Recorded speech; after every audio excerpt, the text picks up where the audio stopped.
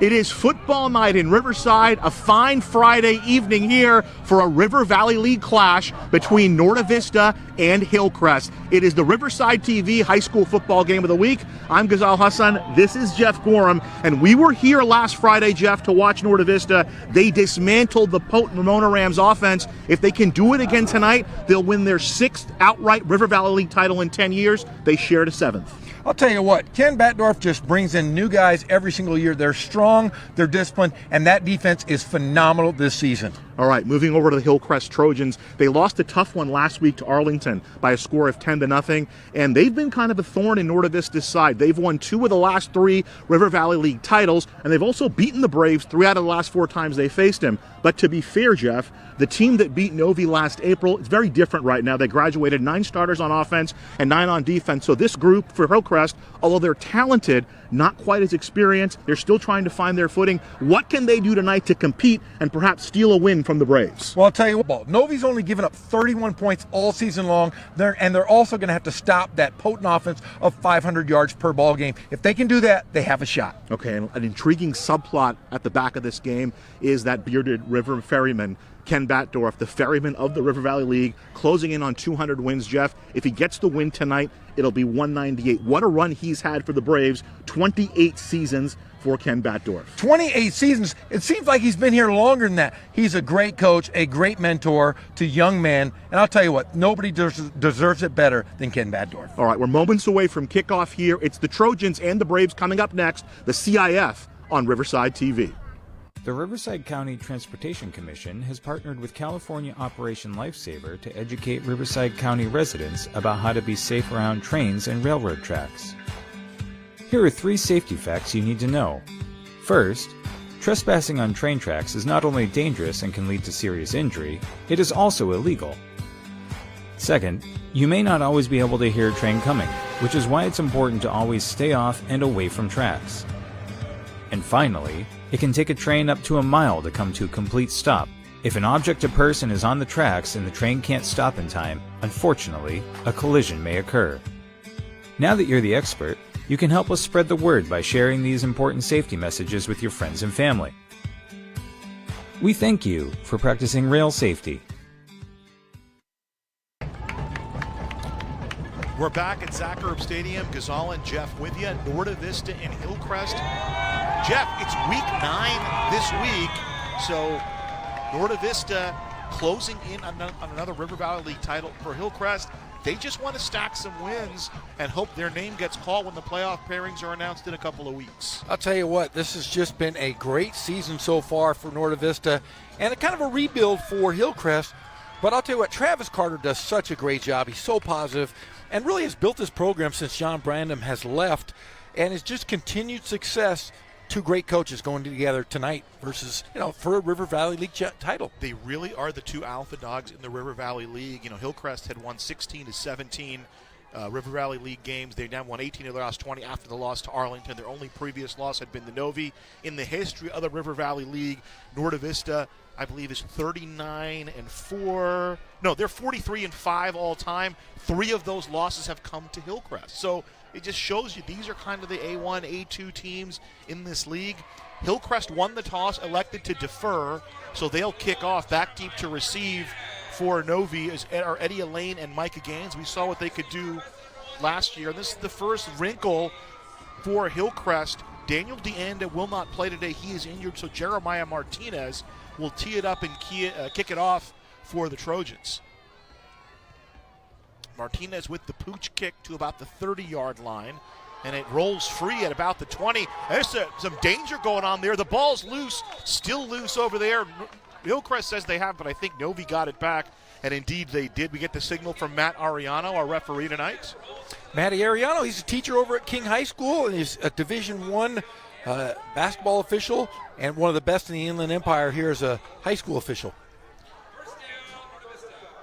So Novi will start back at the 16-yard line, and they don't really surprise anybody. We talked about it a lot last week. They run that power, the double tight set, and they've been doing it for years, and they've been doing it successfully. The number 1 rushing team in the state right now are the Norta Vista Braves. And I'll tell you what, this hasn't even been their best year rushing. They're getting over almost 500 yards per game. just a phenomenal stat year in and year out from the Braves. So Isaac Gaines will start at quarterback, and movement up front for Hillcrest. And this is what Coach Travis Carter was talking to us. You know, we asked him about the loss to Arlington, and he said, hey, you got to step up and play every week. Doesn't matter who you're playing. You can't overlook any opponent. But what he told us was part of the issue with coaching kind of a younger team is the mistakes, and the penalties were a big part of what happened last week. And you can't make those mistakes against a Norte Vista team. Like I said, that racks up 500 yards of offense. Here's the give in the backfield, and down he goes. That was Eddie Elaine, and a nice play by the right side of that line for Hillcrest. Elaine, he kind of bumps into his own man, and then that's Wyatt Scroggins who brings him down. A great stop here early. So a 2-yard loss for Elaine. There was a penalty on Hillcrest, which gave them 5 yards, so second down, coming up. Elaine in motion. And another kind of missed play there. Dominic Garcia was in at quarterback, and there was some confusion in the backfield. And Scroggins was the first guy there, and then he waited for help, and help came. Now, they got the big fella in the middle, do the Trojans. Malu Tatu, the senior. And we talked to Coach Travis Carter before the game, said he is ready to go tonight. He's big number 72 there on the defensive line. Scroggins is the senior, so he was one of the experienced guys. He was one of the starters that returned from last spring's River Valley League champs. Third down coming up. Here's Elaine, and Elaine finds some space, but a nice tackle, and that's the big fella. Malu Tata rolls him out, grabs him around the ankles, and about a 3-yard gain for Elaine brings up fourth down. I'll tell you what, Hillcrest has come ready to play here in this first series. I mean, what a great call to kick off to Norte Vista. I mean, they get the ball right back, and they're going to have pretty decent field position here. So fourth down coming up, yeah, exactly, and Hillcrest can figure out some good field position here off the punt. Back to kick, Benito Sabalos for Novi. Good kick, puts his foot into it. Backing off is Williams, and it'll roll dead at about the 40-yard line. 39-yard kick, no return, and that's where Hillcrest will take it over. We were talking to Travis Carter on the field before the game, and he said, hey, we moved the ball last week. We just couldn't put the ball into the end zone. We couldn't get anything out of it. Yeah, in fact, they only punted one time in that ball game. And to put up no points, I mean, still, though, it says that they can move that football.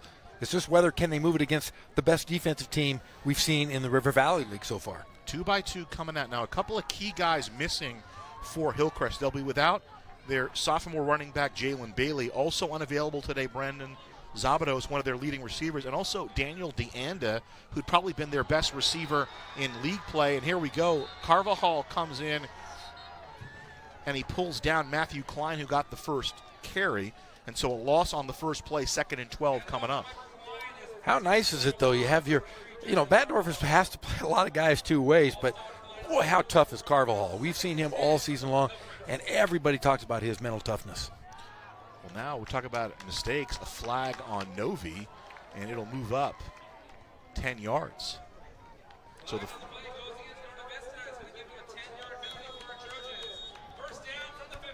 to midfield now, a first down for Hillcrest.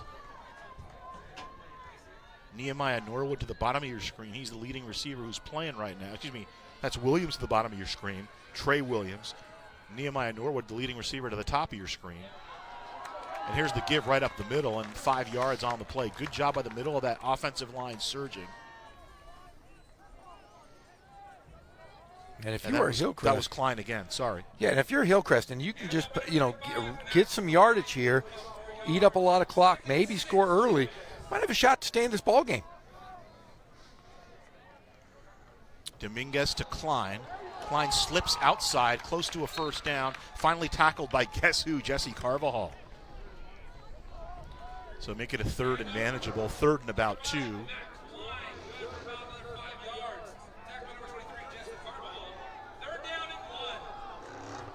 So So third down coming up, call it the 42 of Novi.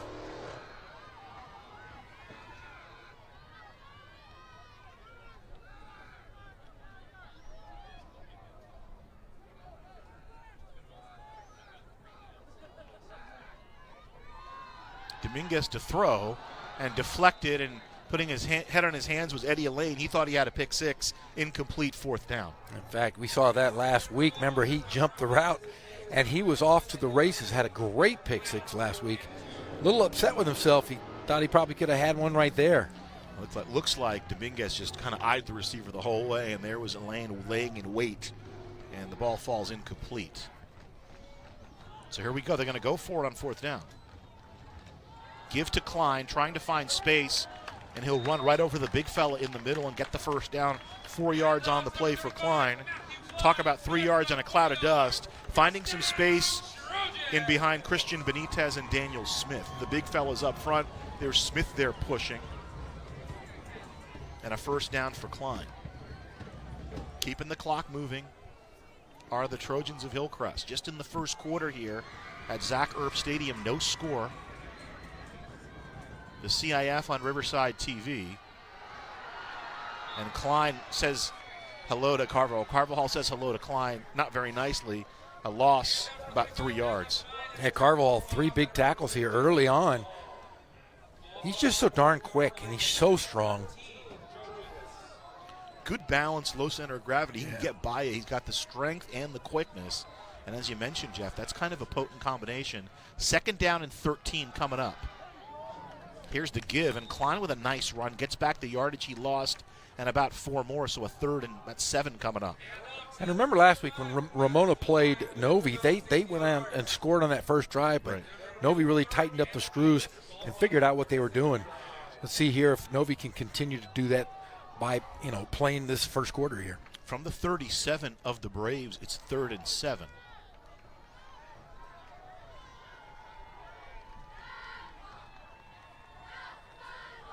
Here's the throw to the outside, incomplete. Looking for Trey Williams, incomplete. Eddie Elaine on the coverage.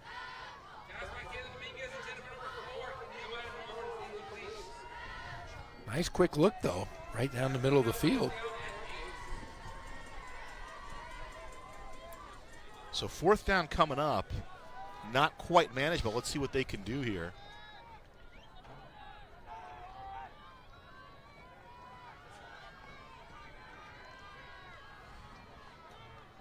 Jaden Bishop to the bottom of your screen. In the near slot, Yunus Abdurrahman for Hillcrest. Out of the backfield, a swing to Klein, and he is decleated absolutely by Carvajal. Carvajal has been all over the field, ball over on downs to Norte Vista. Holy smokes, this has been the Carvajal show tonight. That was like the scene from Fast Times at Ridgemont High with Jefferson. Carvajal playing the role of Jefferson, made popular by Forrest Whitaker in the 1982 Cameron Crowe film. Somebody going to sell him some concert tickets? Earth, Wind, and Fire, right? There it is. We're not in September anymore. We can't make that joke. No. Darn it. Missed it by that much. The great Philip Bailey on lead vocals. 1st and 10 from the 37 for Novi. And again, right into the line, the middle of the line, surging for Hillcrest. Hey, did I ever tell you my Earth, Wind, and Fire story? Never told me. I saw Earth, Wind, and Fire in a backyard party up in Orangecrest about 10 years ago. Oh, wow. Original lineup? With Philip Bailey. Wow. Elaine trying to find some space, and they're really locked in on him. Gang tackle there on the left side. First man there looked like it was Christian Pontremoli. Hey, my buddy Mark Gard invited me to a party. He said, you got to go with me. It was a birthday party, and one of the trumpet guys from the band, it was his birthday, and all the bandmates were there, and they did an impromptu little concert, and I darn near cried. I wanted to call everybody I knew, but I couldn't. So here's 3rd and 6. Garcia at quarterback. Here's Elaine in motion. Ball on the turf. Massive humanity on the football. 4th down, recovered by Novi. And that's been the problem with Garcia, at quarterback, is he's had some problems with the snap. You know, we saw it last season a little bit earlier this year.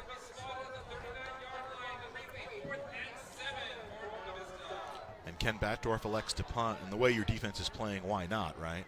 Yeah, but when was the last time we saw a Ken Batdorf team punt on 2 straight possessions? It's been a while. It's been 28 years. It's been a while. How many wins? 198? 90. If he wins tonight, it's 198. 198. So that's like 2 wins a year because he's been here since. Yeah, 99 years times 2. Yeah, it's 198.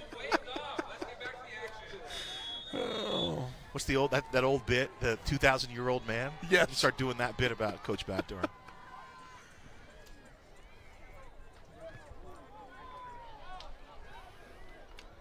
Zabelos punts it back to the 25, down at the 26-yard line.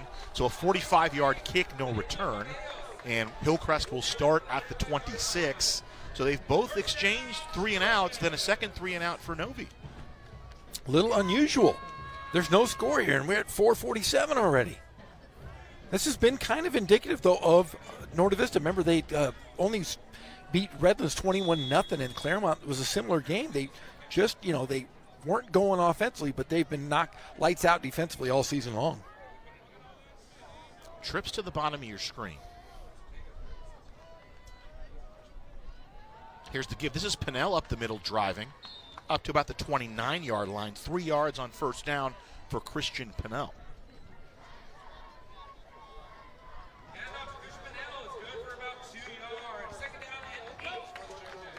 Carvajal was there, but he was the second guy there.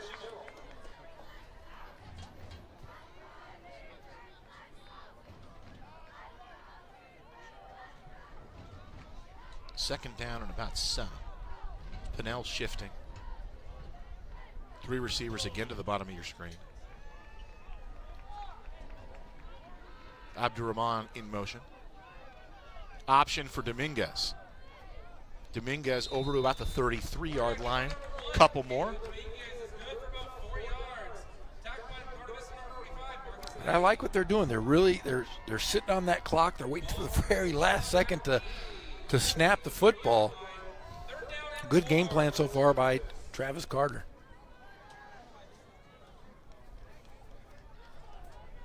Ball at the 33. First down is to the 37. 3rd and 4 coming up. Dominguez to throw. Here comes pressure. This is Marcus Lane. Dominguez able to get away from him. Dumps it off to Pinnell. A little bit too much. Incomplete. Eddie Lane on the coverage for Novi. 4th down.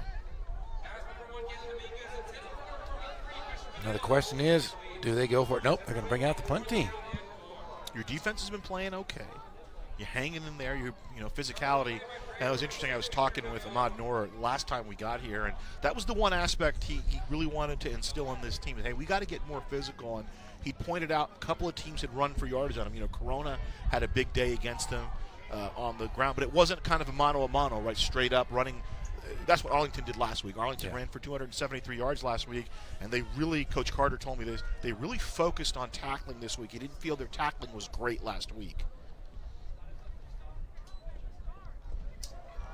Martinez with the punt. Fielded about the 30-yard line. Trying to make a move as a lane, but 5 scarlet shirts around him, and he'll go down at about the 36. So about a 6-yard return as a lane. We see him fielded at the 30. And normally you're just kind of getting it and going, but now he's almost like he's playing the read option, trying to park the bunch of defenders. A huge wedge shows up for Hillcrest, and that's where Norte Vista will start. He was juking like he was in the street right there. Did you see that? That was like you and I when we were little kids. You in Jersey, me in Riverside. Go to the street light. Yeah. A lane, left side. Burrows up to about the 40, and that's where he goes down. Malu Tata getting up from the bottom of the pile. Jonathan Parado also there.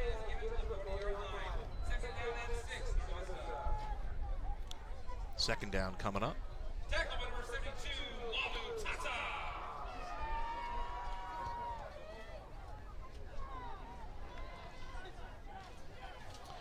Under 3 minutes to play first quarter, no score.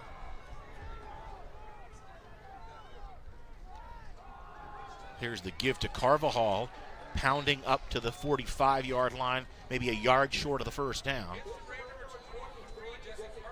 Tackle on the play by Pontremoli for Hillcrest. Norte Vista looking to get their first down of the night here.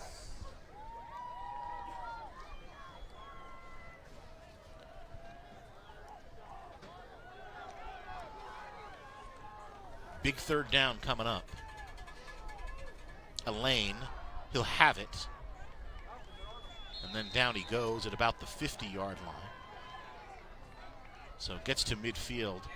Gabriel Luna on the tackle for Hillcrest.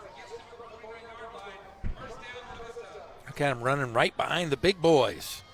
Well, Alvarado got to him first, but didn't clean it up, and then Luna got there.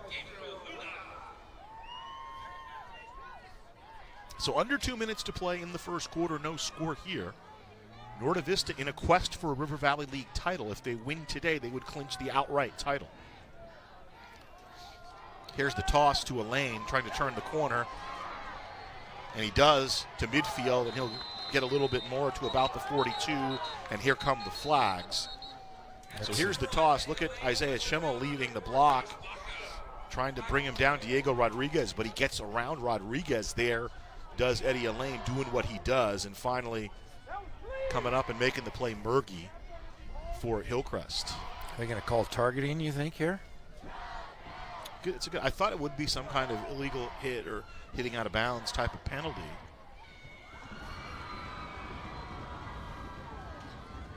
Let's see what Matt Ariano says. Have you watched Matt Ariano when he runs around everywhere? He's in great shape. Wow. Oh. Offsetting penalties. So they'll go back to the 49-yard line and do it all over again, as our friend Vince Scully would say. Minute 26 to play in the first quarter. Gaines at quarterback. Here comes his brother Michael in motion.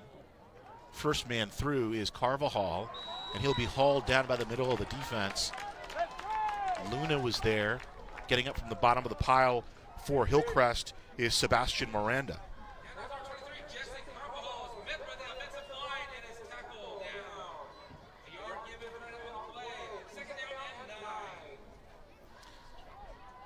So this is what we're joking with Coach Travis Carvajal. Hey, keep it tight in the first half, and for the first quarter, they have done so. And you give kudos to their defensive line, the guys up front for Hillcrest.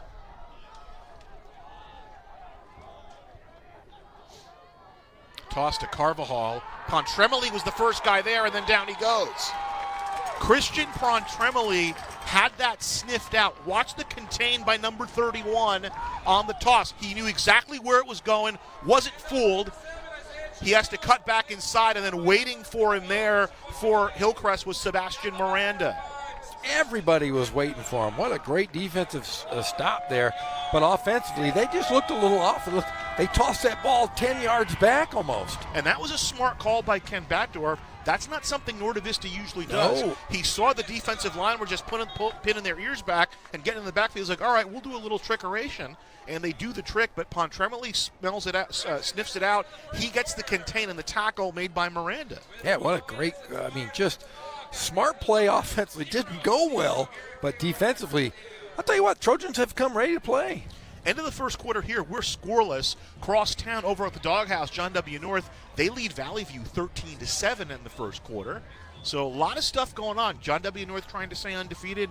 Norte Vista trying to stay undefeated, Jeff. Yeah, and North, really, Valley View comes in at 1-7. They won last week, but, North has to, I've talked to a couple of their coaches during the week. They said they really got to shore up what they're doing. They're getting a lot of penalties. Their defense has been stellar, but they're just not focused right now. And if they can do those things, we could, like I said, have two undefeated teams in Riverside and really be in top seeds in their division once they come out. Second quarter getting underway. 3rd down and 9. Actually, it's going to be 3rd and 12 after the loss. 3rd and 12 coming up. Garcia back in at quarterback. He's going to throw the ball. It's complete to the outside for Michael Gaines, and he'll be stopped short of the first down. Gaines on the reception. Tackle on the play for Hillcrest made by Diego Rodriguez. So that's the 32nd pass of the year from Norte Vista. I think it's 33. 33? 33. 33. Yeah. 34 if you count the 2-point conversion last week. That's right, but I told him we can't count that. I said, you need to throw the ball more, Ken. Stop this running nonsense. So at the 42, they need to get just inside the 41. So fourth and about 1.5 yards. Here's the toss, and they get it easily. Surging forward to about the 35-yard line is Carvajal.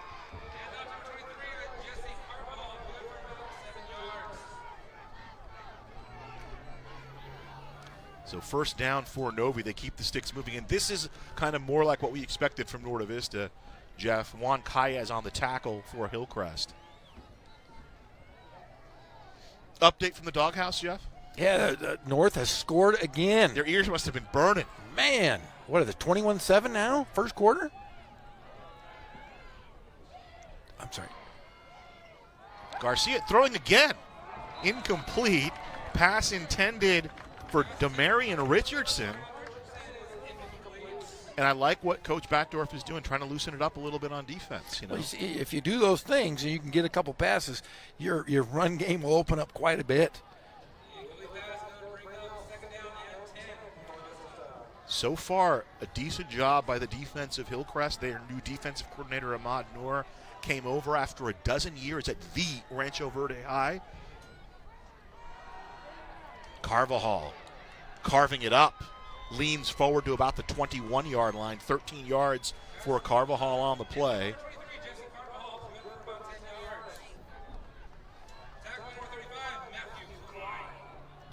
Down he goes. So Carvajal getting going. First down for Novi just outside the red zone at the 22-yard line. So they got slowed on their first two drives. In fact, it was 3 and out. And now they're moving the ball like the Novi team that we know. A lane to the right side. And down he goes. Diego Rodriguez just grabbed him around the shoe tops and took him down before he could turn the corner. He did get inside the 20. So 2 yards for a lane brings up second down. And look at that, a convoy. And Rodriguez just kind of slips in and makes the tackle. From the 19, second down, call it 7. Carvajal driving. Gets to about the 15.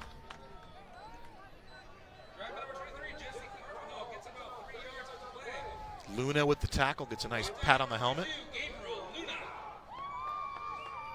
That's what you call game recognizing game. That's it. Carvajal, physical guy. Luna, physical guy. They meet at the 15-yard line. Good job, dog. You know, what is he going to say, right?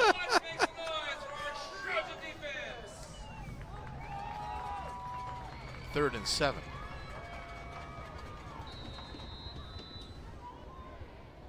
Timeout called by Norte Vista. That's like you and LZ Love when you used to play against Paris back in the day. Oh, that's right. LZ Love. He was a heck of a ball player. Was he an Irvine guy? He played at Irvine. Yeah. So third down in the red zone. You know, it's not football related, but I don't know if you heard. I know you've been busy all day with the family. Peter Scolari passed away. I saw that. In fact, I was talking to my dad about that, and he was like, "Who?" I go, "What do you mean, who?" I said, "The guy from Bosom Buddies, from Newhart." That's right. He made Tom Hanks a star. Tom Hanks is a star. And he was a Broadway guy. He was in Wicked. He was in all kinds of stuff. stuff. What hurt Scolari's career, I always maintain this, is Rick Moranis got famous around the same time as he did. And they looked alike. But he was a TV guy. Remember back in those days, you were either a TV guy or a movies guy. Yeah. And Moranis became the movies guy, and that was it. You know, could you imagine if Scolari had been in Spaceballs, what that would have done for him? It would have changed his life. But he was great on Newhart. I loved him. I loved old Peter Scolari. I understand he's a big football fan, too. 3rd and 3 coming up. Elaine leans forward to the 10-yard line, should have it. First down.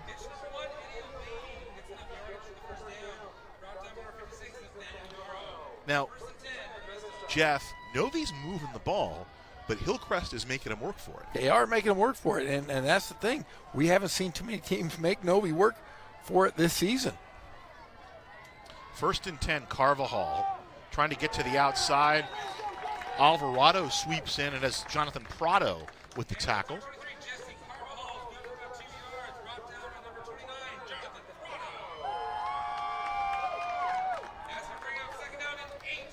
And I'll tell you what, I don't know if Ken will kick. If he's close enough, he's going to probably just try to go for it no matter what. Hillcrest just has to make a couple stops here. He doesn't feel the same way about kickers as you do, Jeff? I love kickers. We know that. 2nd down coming up. On the turf, look, the snap exchange was sloppy. The ball is loose. Let's see who's got it. Looks like Norte Vista regains it. And 3rd down coming up. Not much of a loss. It'll be back to the line of scrimmage. You said sloppy, like Poppy. That's about the 3rd time it's happened, though. The 3rd exchange. Yeah. I had to get a Seinfeld in there. Now that Seinfeld's on Netflix. Is it? It is. I did not know that. You got Curb Your Enthusiasm coming out Sunday. It's not like you can find that on TV anywhere, right, Anywhere. Jeff? Yeah. It's every night at 10 o'clock. Channel 13, I'm on it. 3rd down coming up.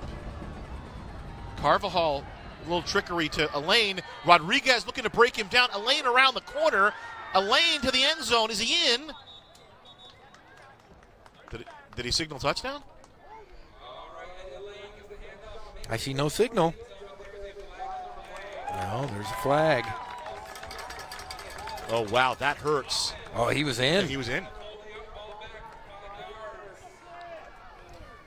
So we talked with Travis Carter, and he talked about how penalties hurt the Trojans last week, and the penalty right there wipes a touchdown off the board for Norte Vista.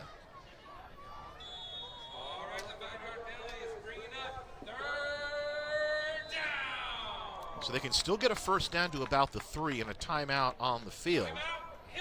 Ahmad Noor, the defensive coordinator, will go out and talk to his charges and figure it out. I learned something interesting. So we talked about Coach Noor coming over from Rancho Verde to Hillcrest, and worked under Pete Duffy. Then he worked under Jeff Steinberg. Then he worked under Pete Duffy again. Did you know? I learned something about Rancho Verde.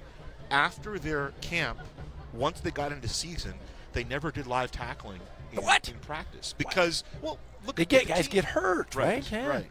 The team they had, and it didn't really affect them. I mean, they rolled, I think, 4 straight CIF finals, and then they won the 2011, and they won again. I think Steinberg got one as well when he was there. Yeah, but would you want to tackle those track guys? They were so fast and strong. I wouldn't want to tackle those guys in practice. So, and it was interesting because they kind of went along the same route, and they realized, with the players we have, we may need to do those drills, and they started doing them. And it looks like they were doing them all week because they've done a good job tackling here this evening. No score as of yet. We're in the 2nd quarter. I know it says 1st, but it's actually the 2nd. So here we go. 3rd and 13 from the 3. Garcia to throw. Looking end zone. He's got a lane, and he overthrows it. On the coverage was Levi Murgy in 4th down. Just a little overthrown there. Batdorf coming out with an aerial assault. Yeah. But, hey, talking about tackling, Travis Carter played for our friend Ken Mashinsky over at Ramona. And who have we said over the last couple of years the best tackling team in the area? Yeah. Ramona. And if you talk to Coach Mush, he'll tell you, we've always been undersized. So we need to be good. We don't have any big guys, so we need to be good tacklers. And here's the field goal coming up. Holy smokes, Ken Batdorf. Eli Martinez on to try the field goal, and here's a fake. Gaines going to get broken down, and down he goes. And what a stand. Tackle on the play from Demarion Littleton for Hillcrest. What a momentum changer right there, Hillcrest. Okay, that was not a fake. That was a short hop on the snap. You're right. And Gaines just trying to make something happen, because on a fake, somebody would have been running a pattern. And the Trojans get it back, and it's a big loss, so they'll get okay field position.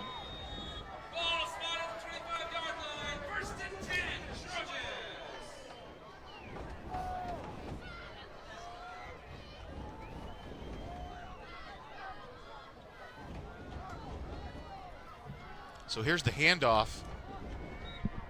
Twisting down for maybe a yard on the play. Running the ball for Hillcrest is Amarian Littleton.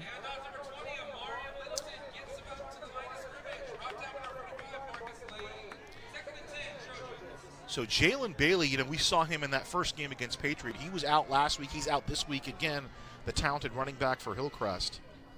And so Littleton getting the chance. We saw Matthew Klein earlier. We saw a run for Christian Pinnell. So Travis Carter just going deep into his bag of tricks, deep into his personnel. Here's the throw, and complete to Bishop. Bishop off to the races. Bishop to the 30. Bishop will go down at the 20-yard line. Eddie Lane finally makes the tackle, and they flip the field. A 56-yard completion from Caleb Dominguez to Jaden Bishop.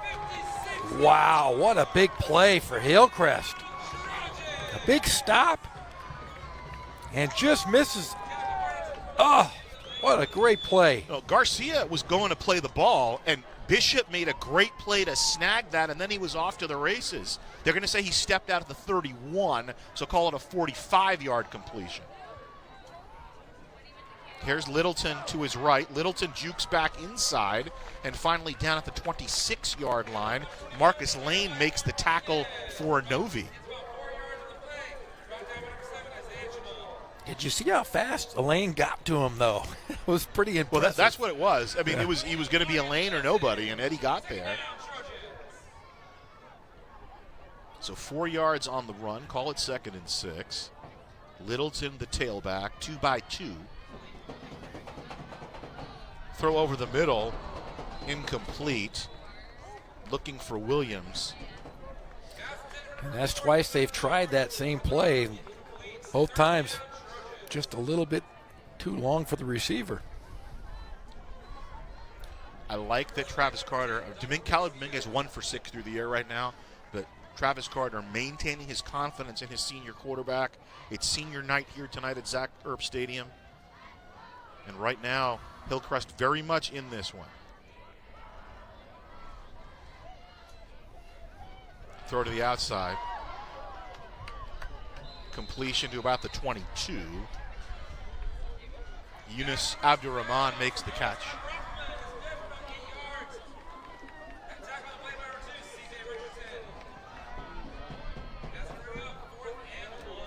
So here's 4th down. Dominguez now 2 of 7 through the air. And so swinging gate, this is interesting. UCLA scored on this on Saturday. Let's see what happens here for Hillcrest. Option to Dominguez, just trying to go for the first down, and he should have it. Carvajal trying to pull him back, and you got to be careful on that. If you fling him down too hard, they'll throw the flag. But a first down to the 17-yard line. Good play, smart play. Just, you're trying to just get that first down. You're in the red zone territory here. But great call. Can you tell it's week 9, Jeff? Yes. Backdoor's throwing the ball. Carter coming out with the swinging gate. Here's Christian Pinnell driving for a couple. Down he goes. Tackled on the play by Pablo Ortiz. I want to see a flea flicker. Now keep in mind that Hillcrest won the toss and deferred. They'll get the ball to start the second half. We're scoreless here, folks, with about 5 minutes to play in the second quarter. Williams to the top of your screen. Norwood in the near slot. Dominguez to throw. Has time. Now he's got pressure. And incomplete. 3rd down coming up. But we have a fun one here. This is great football. Week 9. Both teams, for Hillcrest, this game's important because you're 2-1. You got today and you got next week. You want to be over 500. You want to get that automatic qualifying spot for the CIF playoffs.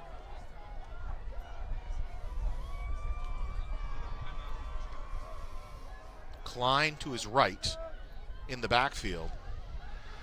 Dominguez looking for Norwood on the screen, and he catches it off to Karam. It caromed off of Garcia, right back to Nehemiah Norwood, who's very close to a first down. That bounced off his helmet. That's not sure what happened, but Nehemiah Norwood ends up with the ball and gains about So again, it'll be a 4th down, 4th and 1 inside the 10. And timeout called by Hillcrest. Good timeout by Travis Carter. And how about the Trojans stepping up here? We talked in the open. We said, what can they do? This is a young team. They're coming off a disappointing performance. What can they do to hang with Novi? And they've been their physicality on defense, and then they made a couple plays on offense. The long pass down the field to Jaden Bishop from Caleb Dominguez. Well, Norte Vista has nowhere near 250 yards here in their first half. They've been averaging 500. Yeah. So they've put a check mark on that in this first half. And the second, they've moved the ball really, really well against this one of the best defensive teams we've seen all season long. I unofficially have Novi for 53 yards rushing here in the first half. Wow. And then they have, I think, 17 yards through the air, so 70 total yards.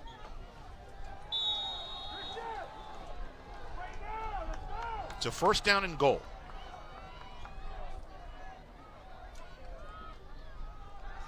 Dominguez going to throw to the outside, intended for Norwood, incomplete.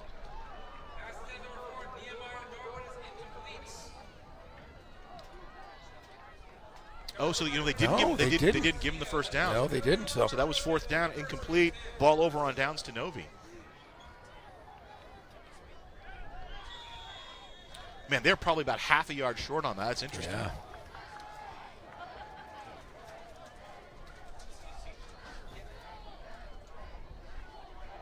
So here we go. The defense stands up for Novi. And now 4:26 to play. If you're Hillcrest defense and you can check Novi here, you can still maybe get an opportunity for some good field position. Here's Elaine trying that right side. Elaine turns the corner, and Elaine's off to the races. Elaine Train in full gear. Next stop, Pay Dirt. Touchdown, Norte Vista. 91-yard run by Eddie Elaine. No laundry on the field.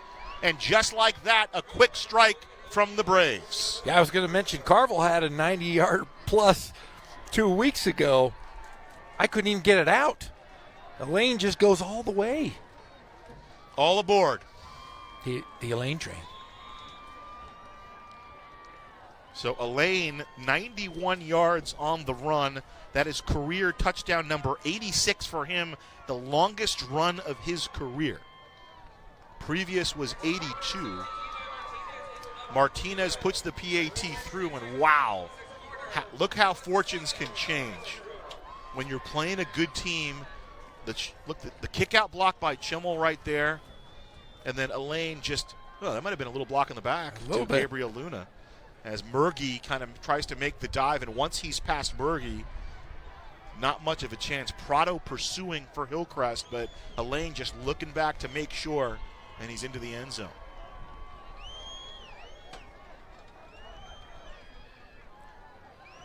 Now, let me tell you something. In the coaching room, when they watch that film, they're going to say that Ahmad Noor is going to be jumping up and down.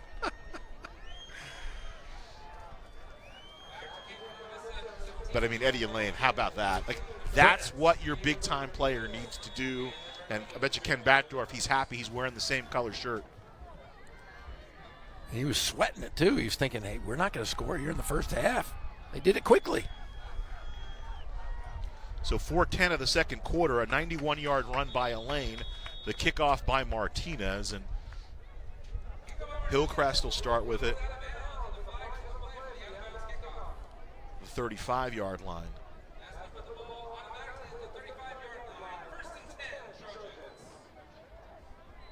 We saw a couple of runs where Eddie Elaine was trying to get the edge and he couldn't get it. And Hillcrest did a good job just on that play.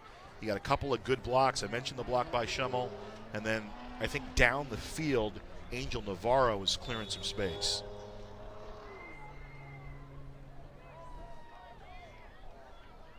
From the 35, 1st and 10 for Hillcrest. See how they respond. Try the middle of the field. That's Klein on the run. Tackle on the play, Juan Armenta for Norte Vista.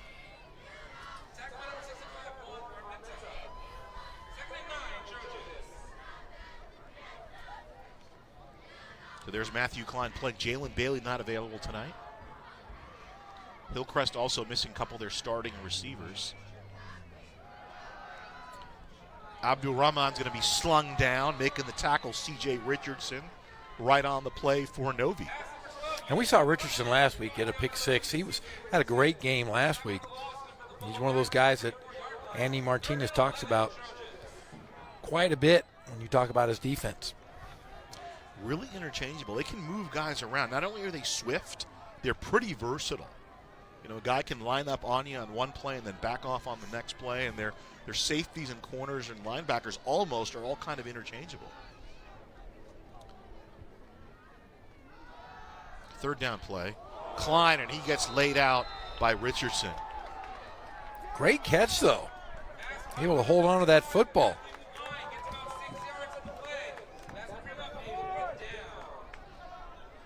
Wow, yeah, he held on at the 39. Fourth completion for Caleb Dominguez in 11 throws. He's got 63 yards through the air, and the punt coming up for Hillcrest.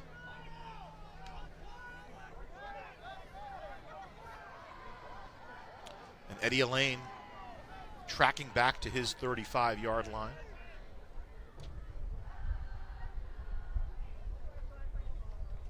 Here's the punt. Elaine will just let it go. It bounces at about the 38. Rolls dead at the 30-yard line. So a 31-yard kick, no return. Norte Vista ball at the 30 of the Braves.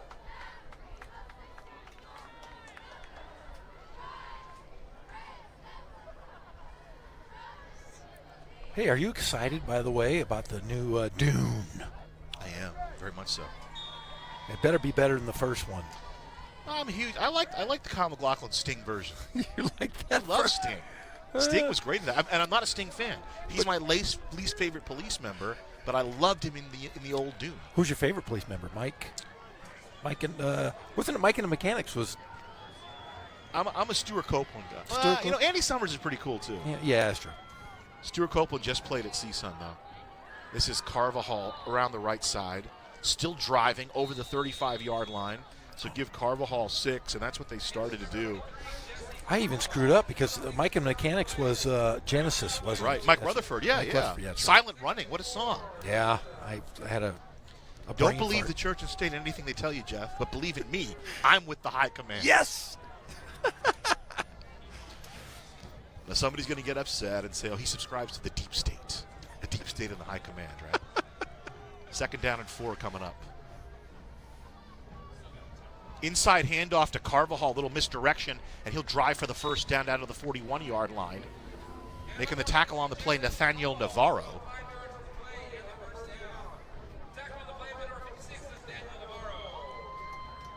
So sticks move up. You know, I'm disappointed, and this is totally irrelevant, but we only did one poly game this year. So I only did one with you. Yeah. So we couldn't talk Yancey Dodson running the chain gang. No, he texted me tonight and asked what game I was doing. I said, I'm not doing poly. He was very disappointed. First and 10 from the 41. This is Carvajal again. Nice job hitting the gap. Maybe a yard on the play.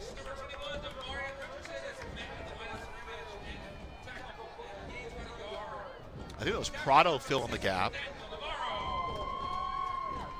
Instead, that was Richardson, not Carvajal, on a timeout call with 56 seconds to play here in the first half. 7-0 Novi leads Hillcrest. Well, if you're the Trojans, all you want to do at this point, you want to stop the Braves from scoring again because you get the ball to start the second half. There's defensive coordinator Ahmad Noor. First year working with Travis Carter. They're a good combo. I was talking to Coach Carter, and he said it's been great. You know, he's been great to work with. Yeah, honestly, I mean, in the River Valley League, we've had a chance to get to know these guys quite well. I know Ken probably too well.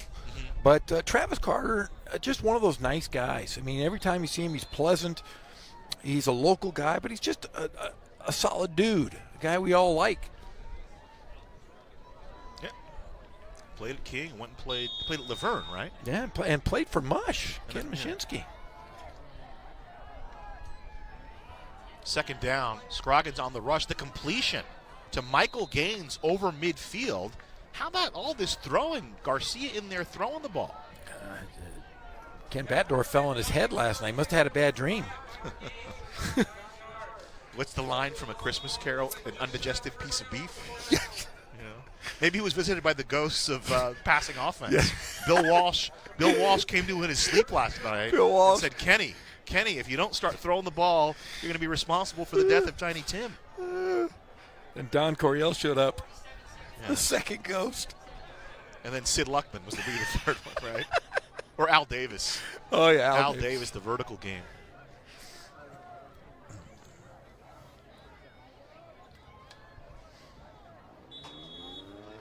So second down from just inside midfield. Here's the give to Elaine trying to turn the corner. And nice tackle on the open field made. That was Jonathan Prado. All right, I'm going to go here.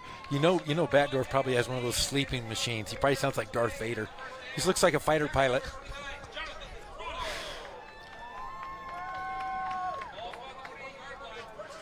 The first down for Elaine, and now Garcia to throw. Pump fake, rolling to the right side. It's complete. And here's Elaine in the open field. Hurdles the tackler and out of bounds. How about all these passes? I'm telling you, he fell on his head. That was pretty dangerous there, Mr. Elaine. Be happy you cleared him. It's an old Reggie Bush move against Fresno State back in 2005. Yeah, but if you get hit by a Brahma bull, you're in trouble. I think you're in trouble if you get hit by a Brahma bull, whether you're jumping or not, Jeff.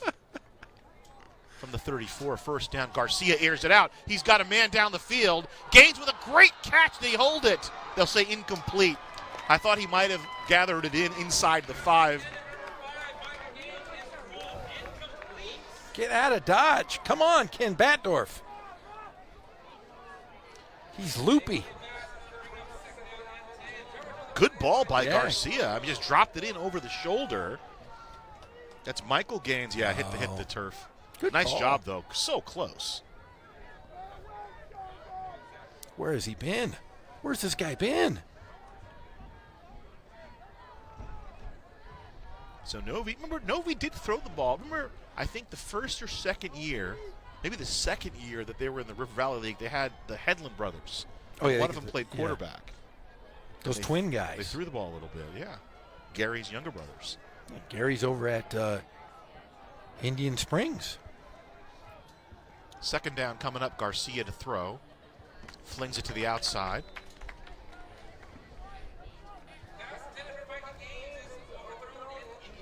So third down coming up with 9 seconds to go. Now, if Ricardo Chavez was here, he'd kick it. He'd kick a field goal, but no Chavez. He's already moved on. Did I tell you, he got bested the other day at the RCC game when they were playing Palomar. The opposing kicker hit a 56-yarder. Uh-oh.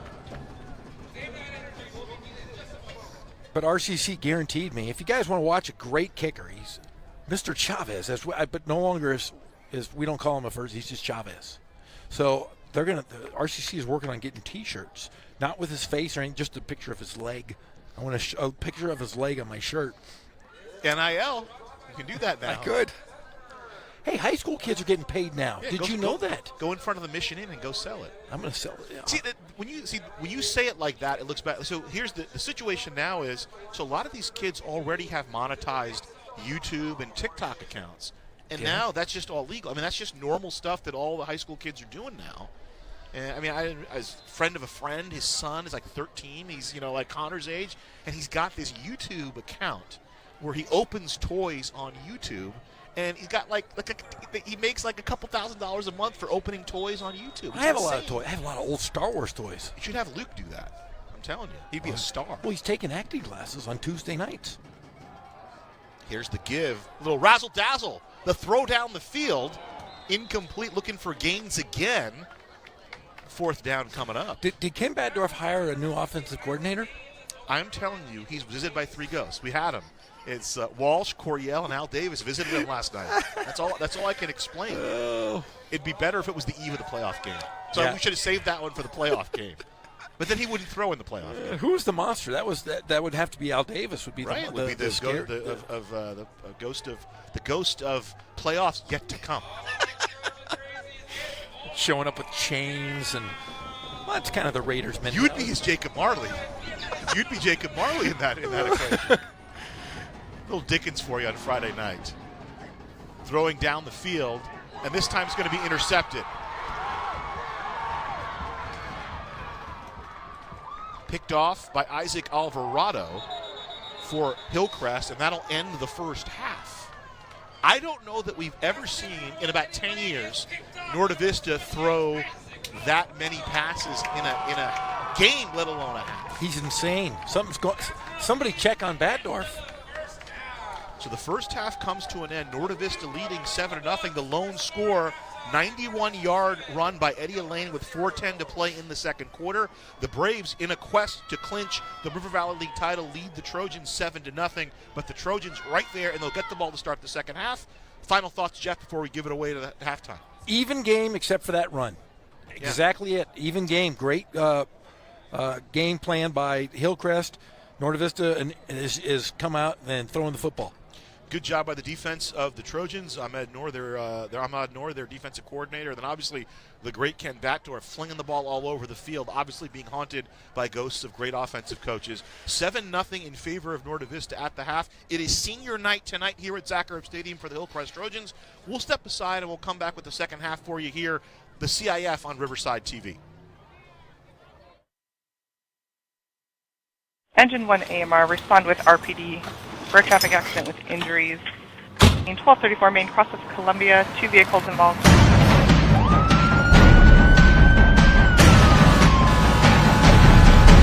Each year, the Riverside City Fire Department responds to 40,000 emergency calls. 431.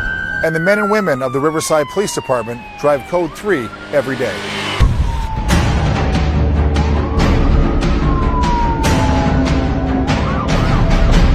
We need your help so you know what to do when you see emergency vehicles. Pull to the right. Pull to the right. Pull to the right.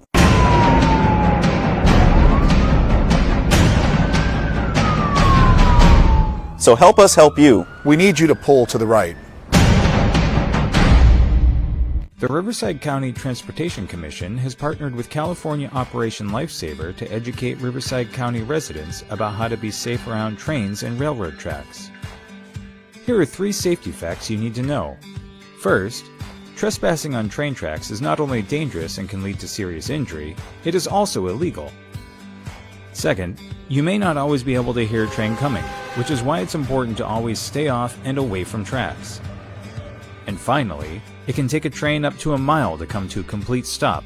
If an object or person is on the tracks and the train can't stop in time, unfortunately, a collision may occur. Now that you're the expert, you can help us spread the word by sharing these important safety messages with your friends and family. We thank you for practicing rail safety.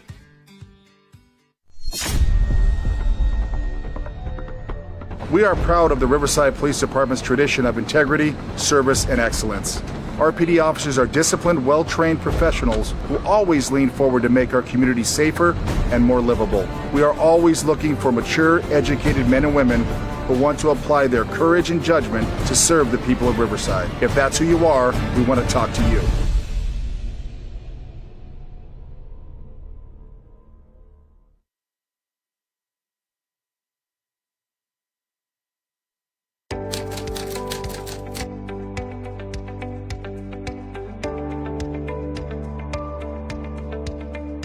My name is Melissa Olmos, and I'm a driver operator in the Department of Refuse for the City of Riverside, and I've been doing this for 4 months already. I really enjoy it because this job is not like a routine, so every day is different. So I'm assigned to do the bookings. The residents call to the city to be serviced, and these items is large furniture, mattress, and appliance.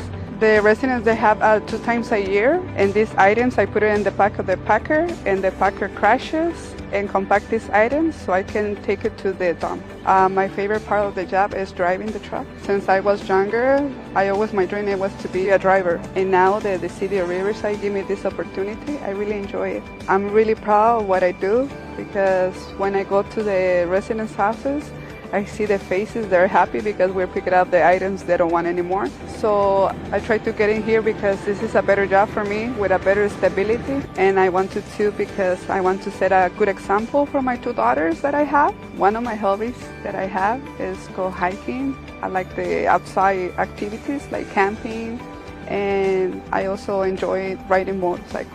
If I have to describe my job in one word, it will be it's perfect.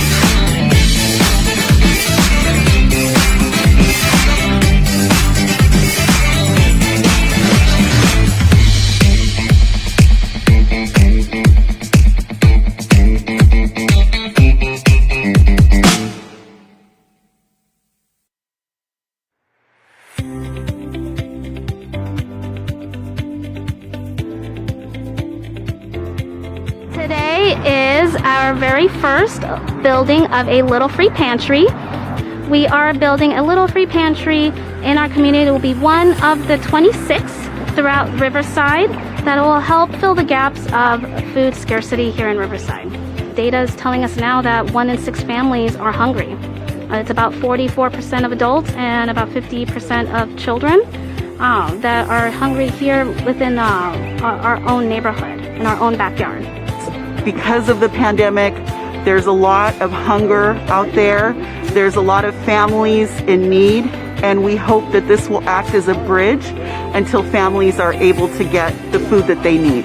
I think that there are always those times where we are living paycheck to paycheck and we need just a few cans of something to get us by.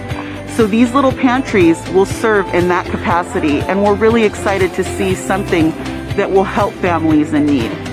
And this has been a wonderful collaboration with the Riverside Mutual Aid Network, IEHP, here at Sandals Church, and the City of Riverside.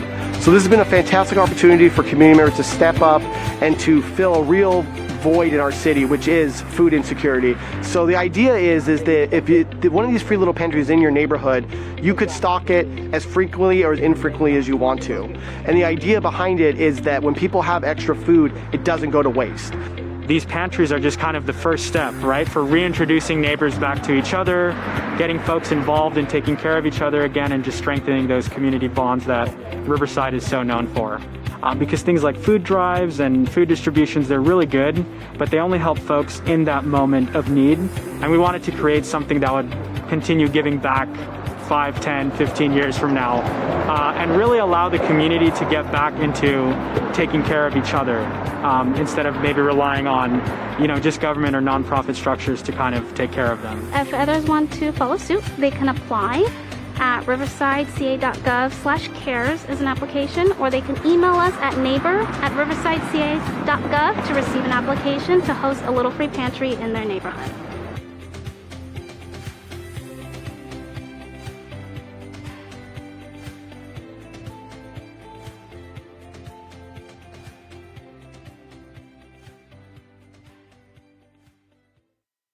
Engine 1 AMR, respond with RPD for a traffic accident with injuries. In 1234 Main, cross of Columbia, 2 vehicles involved.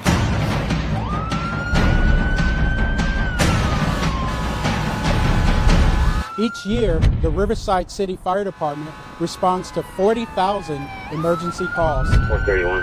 And the men and women of the Riverside Police Department drive Code 3 every day.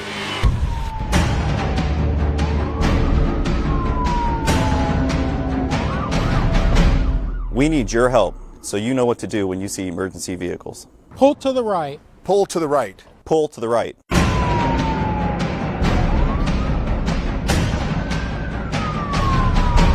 So help us help you. We need you to pull to the right. The Riverside County Transportation Commission has partnered with California Operation Lifesaver to educate Riverside County residents about how to be safe around trains and railroad tracks. Here are 3 safety facts you need to know. First, trespassing on train tracks is not only dangerous and can lead to serious injury, it is also illegal.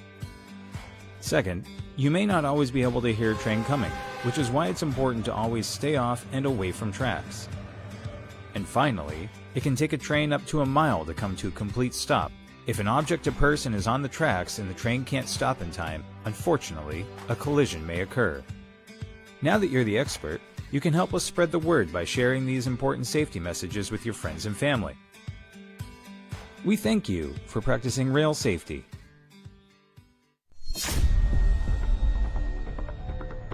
We are proud of the Riverside Police Department's tradition of integrity, service, and excellence.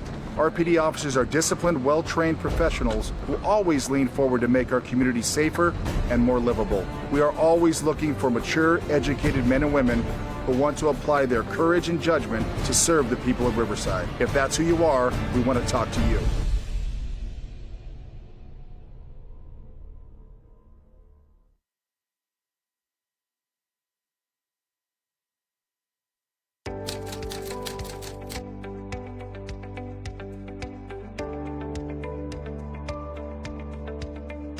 My name is Melissa Olmos, and I'm a driver operator in the Department of Refuse for the City of Riverside, and I've been doing this for 4 months already. I really enjoy it because this job is not like a routine, so every day is different. So I'm assigned to do the bookings. The residents call to the city to be serviced, and these items is large furniture, mattress, and appliance. The residents, they have 2 times a year, and these items, I put it in the back of the packer, and the packer crashes and compact these items so I can take it to the dump. My favorite part of the job is driving the truck. Since I was younger, my dream was to be a driver. And now that the City of Riverside gave me this opportunity, I really enjoy it. I'm really proud of what I do because when I go to the residents' houses, I see the faces, they're happy because we're picking up the items they don't want anymore. So I try to get in here because this is a better job for me with a better stability. And I wanted to because I want to set a good example for my 2 daughters that I have. One of my hobbies that I have is go hiking. I like the outside activities like camping, and I also enjoy riding motorcycles. If I have to describe my job in one word, it will be it's perfect.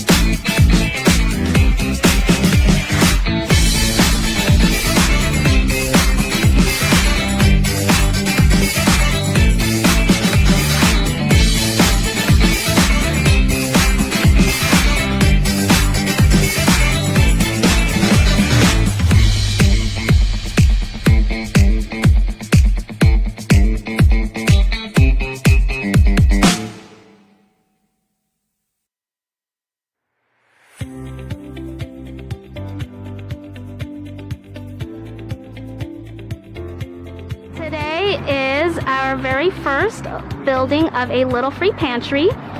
We are building a little free pantry in our community. It will be one of the 26 throughout Riverside that will help fill the gaps of food scarcity here in Riverside. Data is telling us now that 1 in 6 families are hungry.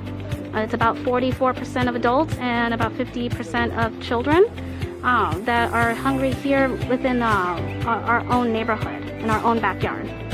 Because of the pandemic, there's a lot of hunger out there. There's a lot of families in need, and we hope that this will act as a bridge until families are able to get the food that they need. I think that there are always those times where we are living paycheck to paycheck and we need just a few cans of something to get us by. So these little pantries will serve in that capacity, and we're really excited to see something that will help families in need. And this has been a wonderful collaboration with the Riverside Mutual Aid Network, IEHP, here at Sandals Church, and the City of Riverside. So this has been a fantastic opportunity for community members to step up and to fill a real void in our city, which is food insecurity. So the idea is that if one of these free little pantries in your neighborhood, you could stock it as frequently or as infrequently as you want to. And the idea behind it is that when people have extra food, it doesn't go to waste. These pantries are just kind of the first step, right, for reintroducing neighbors back to each other, getting folks involved in taking care of each other again, and just strengthening those community bonds that Riverside is so known for. Because things like food drives and food distributions, they're really good, but they only help folks in that moment of need. And we wanted to create something that would continue giving back 5, 10, 15 years from now, and really allow the community to get back into taking care of each other, instead of maybe relying on, just government or nonprofit structures to kind of take care of them. If others want to follow suit, they can apply at riversideca.gov/cares as an application, or they can email us at neighbor@riverside.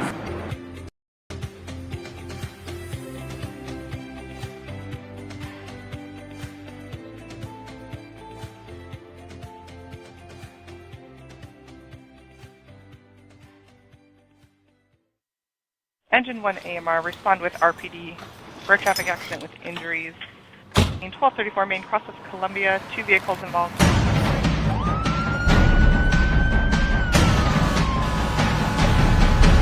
Each year, the Riverside City Fire Department responds to 40,000 emergency calls. 431.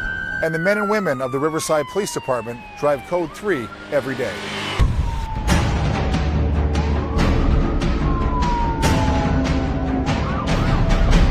We need your help, so you know what to do when you see emergency vehicles. Pull to the right. Pull to the right. Pull to the right.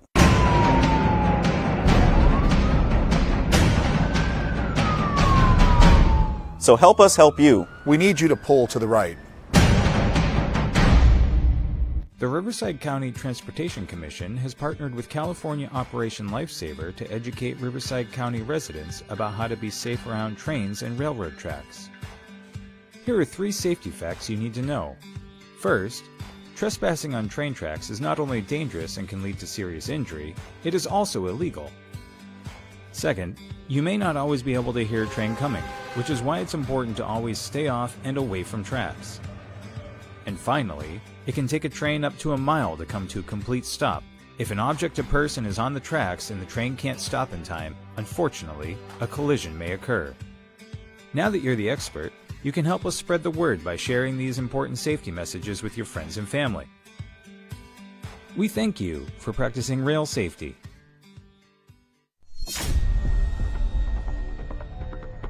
We are proud of the Riverside Police Department's tradition of integrity, service, and excellence. RPD officers are disciplined, well-trained professionals who always lean forward to make our community safer and more livable. We are always looking for mature, educated men and women who want to apply their courage and judgment to serve the people of Riverside. If that's who you are, we want to talk to you.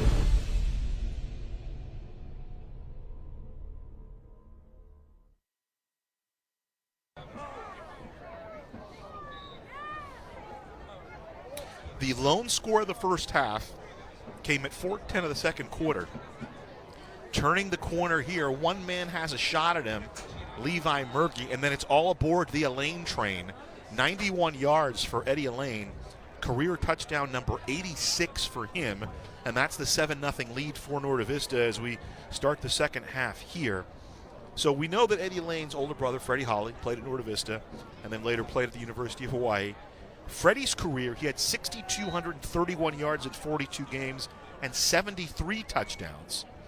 So far in Eddie Elaine's career, 5,703 yards, not including today, and 85 touchdowns, 2,600-yard games. So he actually may catch his brother, although he's going to play in less games unless they make a big run in the playoffs. And that's the score, 7-0. And interestingly enough, in his career against Hillcrest, Eddie Elaine coming into the game tonight, 69 carries, 324 yards. They've held him to under 5 yards a carry. For his career, he's averaging about 9. And he's right at that in the first half, a little bit better than that, as a matter of fact. Unofficially, I have Elaine 8 carries, 106 yards, and the 91-yard touchdown run. I'll tell you what, he's been terrific. You know, the family lineage might continue as there's a younger brother on the horizon, so we could have 3 of the brothers playing here at Norte Vista. And people forget that Fred Holly played 3 years at Novi, started his career as a freshman on the varsity at Ramona. That is true. Maybe switch the fortunes of those teams. Maybe if he'd stayed at Ramona, things would be different at Ramona. Maybe Fazio would still be there. Who knows? And remember, they had Devonair Crenshaw came over as well. Right. Another great football player here at Norte Vista High School. But yeah, what a great career, and it's nice to see. I mean, they just had back after back. Remember, they had Malesio, who had the second best year in the history of high school football. Right, there was Anthony Martinez. Yeah. There was Chris Malesio. Oh. Yeah, they had a lot of players. And, you know, of course, Jesse Carvajal has been very good for them the last 3 years. So Eli Martinez will tee it up. Back deep to receive for Hillcrest, Diego Rodriguez and Trey Williams. Let's see if they kick it short. That's been the trend of late. 7-0 in favor of the Braves. Braves going to clinch the River Valley League. They win, they will clinch. And this is Williams, and he'll let it go out of bounds, and it'll come out to 35. So if the Braves win today, they will clinch it, because the only other team, Ramona, would have 1 loss, and the best they could do would be tie. If Norte Vista were to lose next week, the best they could do is tie, and they've already beaten Ramona. They would have the tiebreaker. They would have the tiebreaker. Halftime at the Doghouse between John W. North and Valley View, and it's Huskies 47, Eagles 7. So O.P. Vaipulu's got his Huskies barking. Man, they are very, very, very good.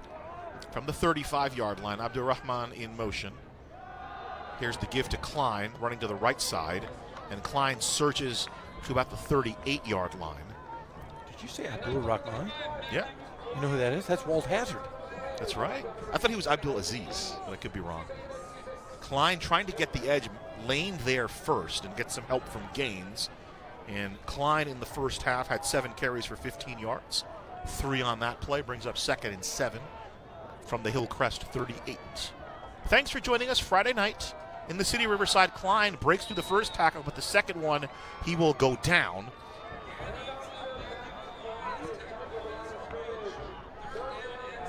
Victor Ong on the tackle.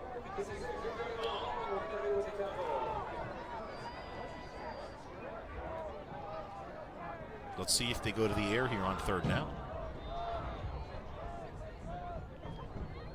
Dominguez in the first half was 5 of 12 through the air, but that was after an 0 for 5 start, so he completed 5 of his last 7 passes. Right up the middle, Klein. He'll burst over to the 42-yard line. Won't be enough for a first down, but he'll pick up about 5 on the play. Other games in the River Valley League. Last night, La Sierra played Arlington. Arlington put up 59 points. 59-17 was the score of that game. How about Arlington? 4th and 2, they're going to go. So Travis Carter here showing some confidence in his defense. Klein into the middle. Depends where they spot it. It's going to be closer than I thought. It looks like from where the line judge is standing, they got it. First down.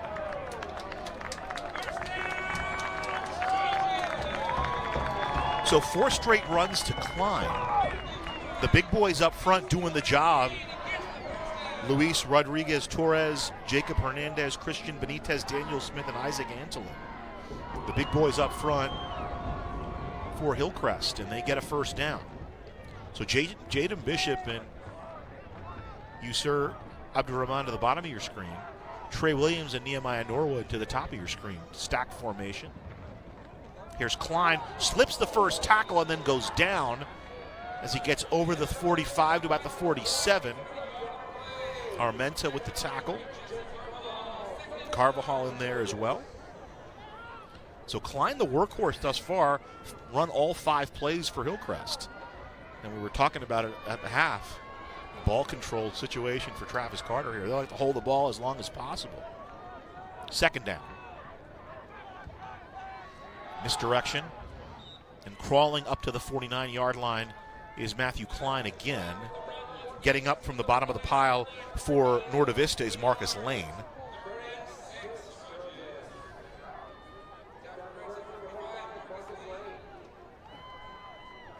So 3rd down and 6. First down to the 46 of Norte Vista. And there's movement up front, and looks like the guilty party on the Novi side.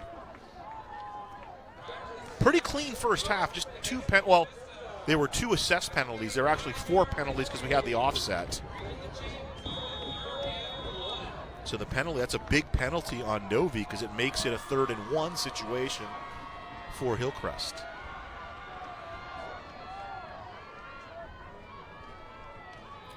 Klein will tote it, and down he goes. Eddie Elaine bursts into the backfield and throws him for about a 1.5 yard loss.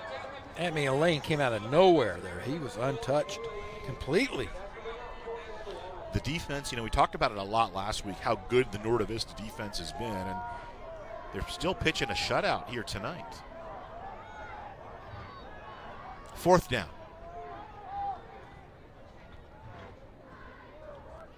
So Norwood in the far slot.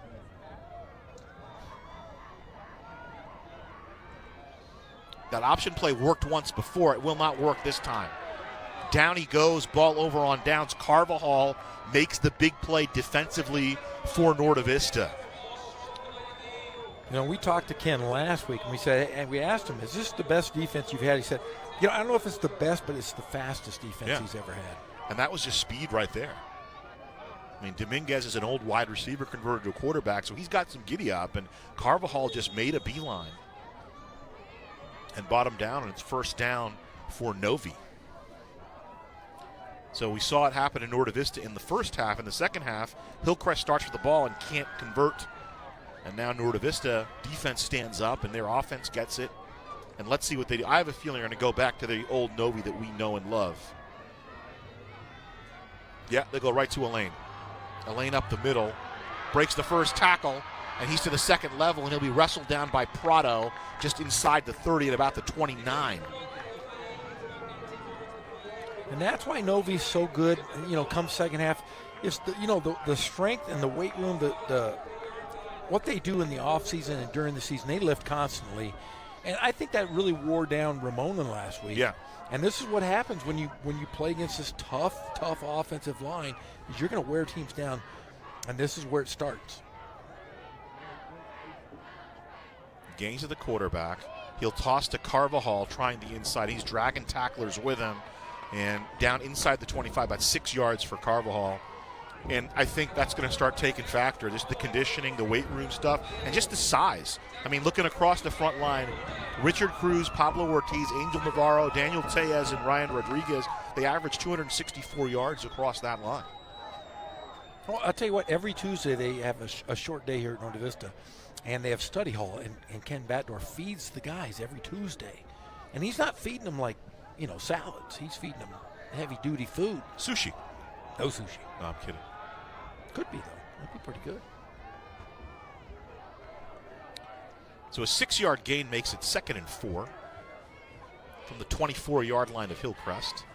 And Carvajal again dancing to the outside, and he's through to the second level, past Prado for the touchdown. 23-yard run for Carvajal, and he tastes pay dirt. There's a flag on the play, though. So Laundry on the field will sort that out. And it's going to go against Novi. So wipe that run away. And Matthew Ariana.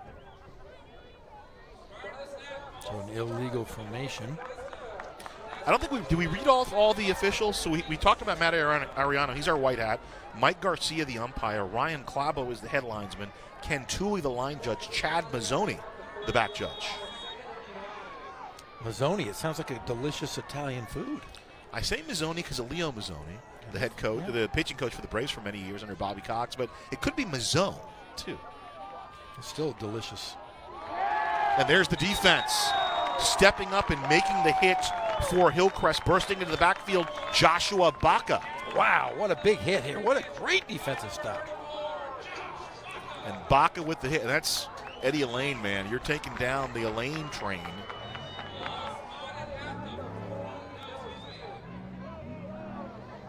They'll give him forward progress, so he'll got a 2-yard loss.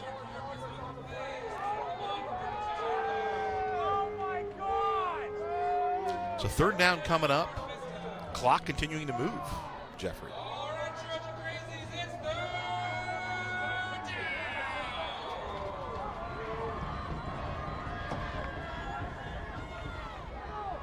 So here we go. Carvajal slips to the outside. He'll have the first down. Brought down by Luna at the 16. Interesting twist by defensive coordinator Ahmad Noor. We saw Carvajal do that kind of bounce on the outside off the flex. So he had Abe Khatib, the senior, 250-pounder, in a three-point stance, almost standing up on the outside. And that the strategy was to work against Carvajal, but Carvajal was able to make the cut before Khatib could get to him. Yeah, and Carvajal is just, like you said, low center of gravity and just turning those legs. Very tough to bring down. From the 17, it's a 1st and 10. This is Richardson. And all of a sudden, he almost was surprised at how big the hole was, and he gets tackled at the 10-yard line. 7-yard pickup on the play. Demarion Richardson with the carry. When I talked about the offensive line before, I left out 2 guys for Novi. The 2 tight ends, Eric Villarreal on one side and Diego Hernandez on the other. They're a huge part. Number 79 is Hernandez, the senior. Huge part of the offensive line for Novi. 2nd and short. Gaines in at quarterback. Toss to Carvajal. He'll try the other side. This time Malu Tata there. Gets some help from Baca as well. Close to a first down. Let's see if they got it.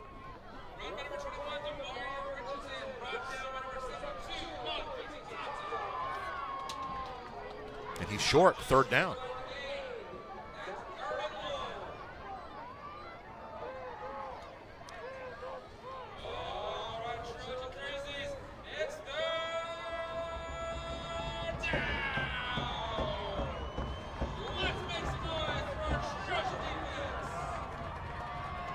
Double tight. Schimmel, the fullback, hurdles over, and he's got it to about the 5. That's an old Mike Allstott play. Remember that? Mike Allstott. Right. Pulling that one out. That's a good one. You're in good hands with Allstott. There was a little Twitter flurry earlier this week, a tribute to the old NFL prime time with Chris Berman and Tom Jackson. I like those guys. They're so fun. I think part of our act we stole from them, Jeff, to be honest. No, they stole from us. We're older. Oh, are we? No, we're not. 1st and goal from the 6.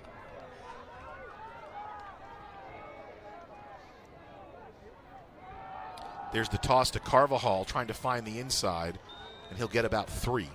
Well, we had, I was working with Nick Rice on Saturday night. We got to talk about this. It's a great one here.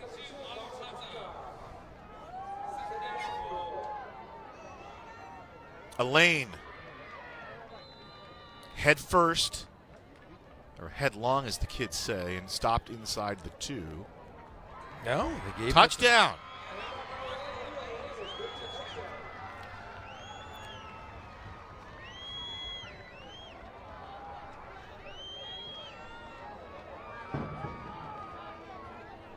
Late touchdown signal.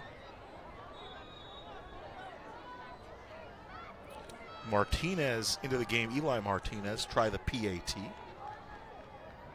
So Norte Vista, 2nd touchdown for Elaine. And that's PAT is good to make it 14-0.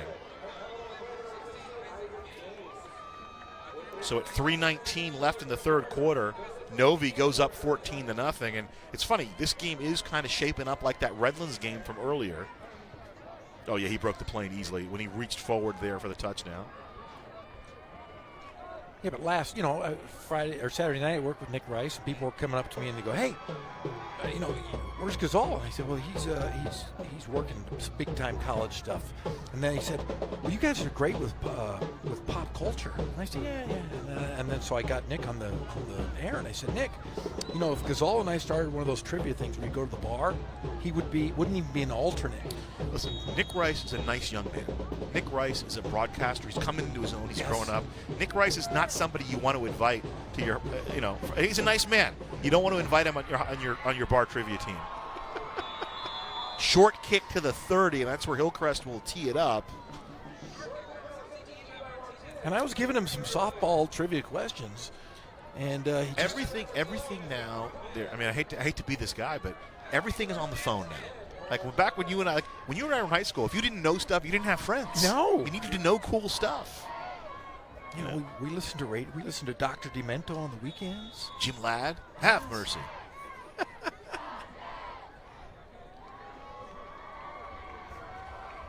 So Amarian Littleton made the catch on the pooch kick at the 32, and that's where Hillcrest will start, and Littleton gets the carry. Littleton to the outside of the second level, and it's Garcia finally bringing him down after about an 11-yard pickup. Did he lose it? They're saying he lost the football. So Littleton gets past Richardson there. Garcia with the hit. And they did strip it. Didn't bring him down, kind of held him up. Oh, there was offsetting penalties, but the fumble will go. At halftime, we got to get in this because it's near Halloween. We might not see each other before Halloween. We saw the band playing some Thriller.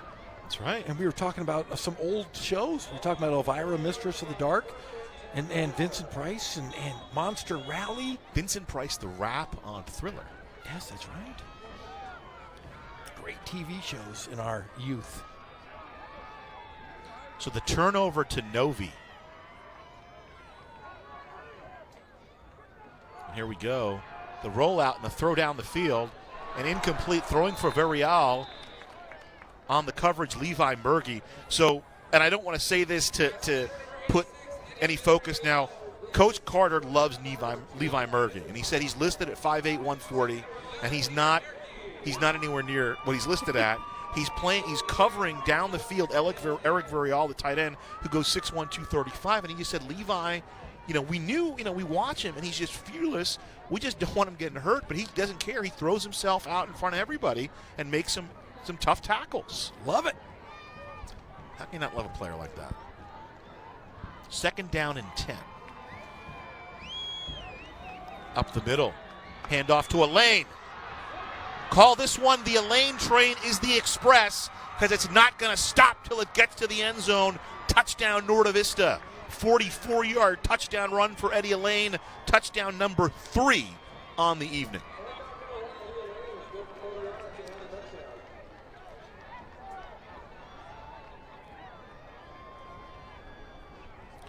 Elaine now 12 carries on the night, 173 yards and 3 touchdowns. That coming at 2:49 of the third quarter. Not a bad night. Martinez makes it 21-0.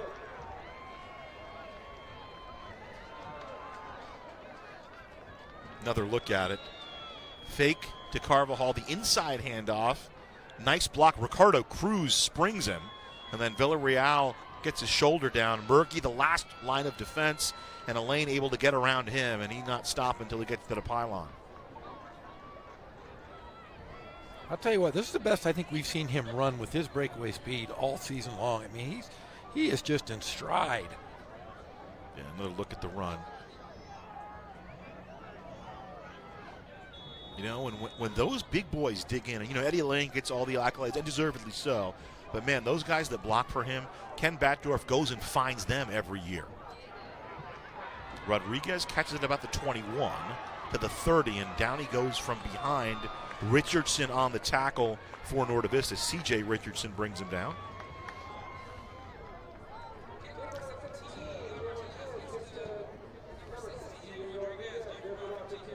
A couple other games in the River Valley League tonight. We got Ramona versus Patriot.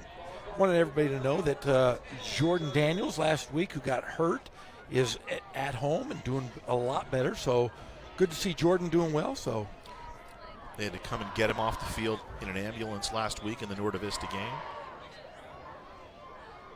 So 3 receivers to the near side. The man in the middle, or 2 receivers. The man in the near slot is Norwood. Dominguez give to Klein, and down he goes. In the backfield, that's Armento for Norte Vista. Armenta, excuse me, the junior. Had 4 tackles last week.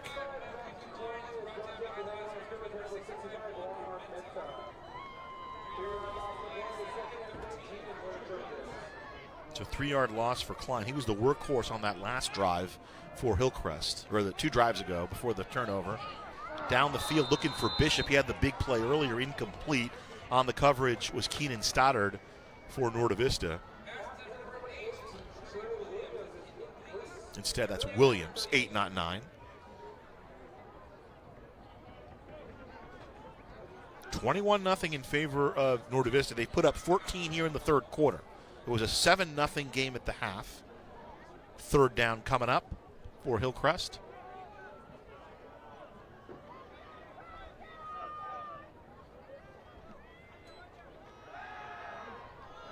Lofting it for Williams, incomplete.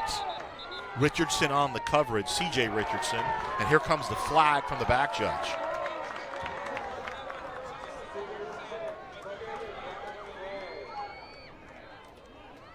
Another look at it.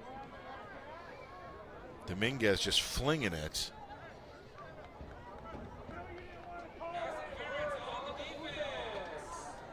Now I wonder if he chucked him before the play. The play looked like he was kind of just incidental, but Matt Ariano's the law, and he's who we follow. Maybe there it is. You can't put the hand. You can face guard, but you can't, if you're not looking back for the ball, you can't make contact. Good call. So the ball moves up to the 47. It's a 15-yard penalty, the 3rd penalty assessed on Novi. We had the little 5-yarder earlier. 1st and 10 from the 47. Can Hillcrest capitalize? Klein through the hole, 2nd level, finally taken down. Stuttered with the tackle.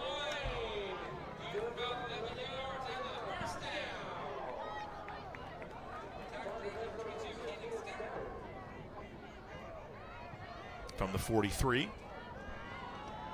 Here's Klein again, finding some space. Gets to the 40-yard line. Oh, it's a fumble, and it goes to Novi. Wow.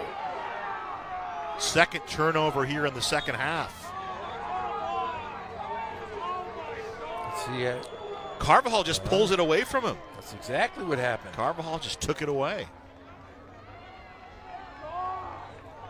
That was interesting, that those 2 plays they ran. You know, Ramona, and somebody told me this, because we hadn't seen him since, I think, the first week of the season. Ramona generally runs hurry up. They didn't hurry up against Novi last week. That's right, they didn't. I'm sure Ken Michinski had a reason for that, but. So the 2nd turnover, the first one converted into a touchdown. Let's see what Novi can do here.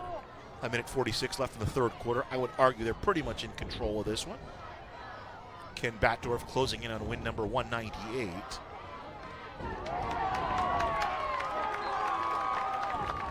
The defense still hitting for Hillcrest. Miranda in on the play along with, I think it was Prado. Prado was the first man to the ball carrier, who is Demarion Richardson.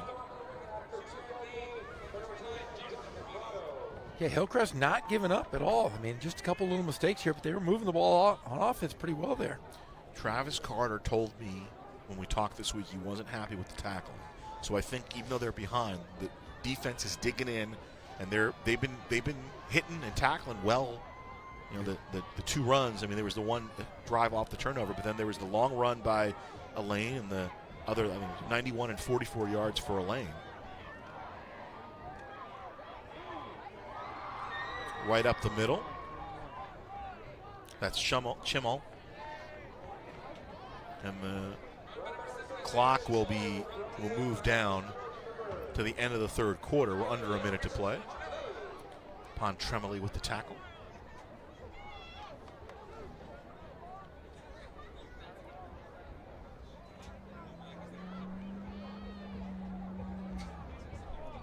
So I think Novi's going to let the third quarter run out with a commanding lead here, 21-0 against Hillcrest. Oh, they're going to run a play. How about that? Ken Batdorf keeping us on our toes. First with the passing, and then Schimmel with the run. Still on his feet, still fighting. Ball came loose. He's already ruled down inside the 48, so got a 5-yard pickup on the play. Nice hurdle there. So how about Hillcrest now taking a page out of the Novi book? They're just ripping the ball. As long as the guy's standing up, they're ripping at the football. Third quarter comes to an end here at Zach Erb Stadium. I mean, these two teams, Jeff, they're kind of, as I mentioned earlier, the alpha dogs in the league. Norte Vista coming in had won 15 of their last 16 River Valley League games. Their only loss was last April 2nd to Hillcrest. Their last 3 losses in River Valley League play have been to Hillcrest. 29-4 in the league since 2015. 43-5 since the league formed in 2012 all time. You flip it to the Trojans, their last 20 games, they're 18-2 in River Valley League play, both losses to Novi. The loss to Arlington was their second. Their previous loss had been to Novi. So they ended a streak. That's a pretty impressive on both ends there. Yeah. They're each other's kryptonite. I mean, that was John Brandon when he got here. That was the focus. They built their team to compete with Norte Vista, because Norte Vista was the class of the league at the time. John Brandon, a.k.a. Thanos. That's right. He can snap his fingers. And they put a hurt, and I remember, I didn't do the game. You guys were doing the game. They put a hurting on Novi, I think back in 2018. I think it was a 53-14 game, something like that. Richardson spins, and maybe back to the line of scrimmage. Wyatt Scroggins with the tackle. Yeah, Batdorf hasn't been beat too often by that many points. That's for sure. Right, the last couple of times they've been beaten, Ramona beat him, I think, 29-21. Hillcrest beat him 27-21. Or I think 29-28. Was that really, the Ramona loss was really close. Gaines will take it himself. Rodriguez there for the tackle at about the 42-yard line. 6 yards on the play. 4th down coming up.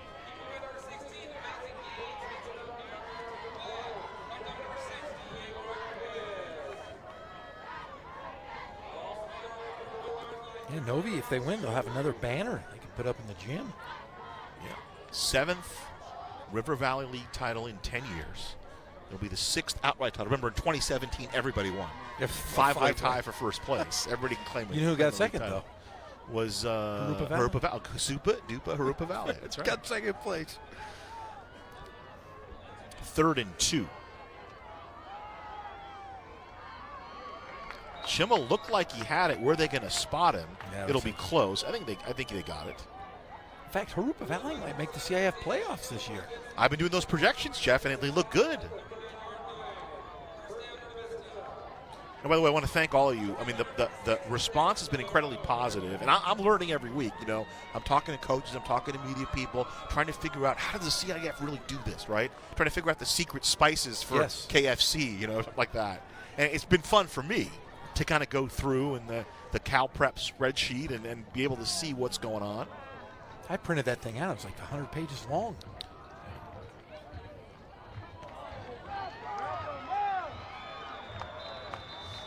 C.J. Richardson. C.J. Richardson, yeah. I knew it was Richardson. I want to get the first name right. 16 yards for him. So everybody getting into the act now for Novi. Looks like Eddie Elaine's evening is done. That's an old Seinfeld. Jay Peterman. Ms. Bennis, thank you for a job. Done.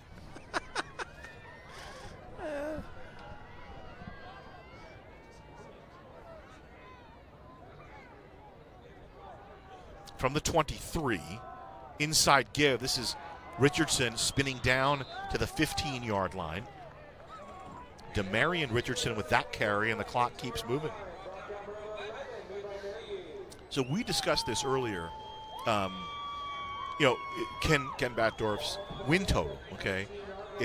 I had the right number. You did. We had a big argument. And then I went and looked it up, and it was different in the paper. And then Ken said, no, you're right.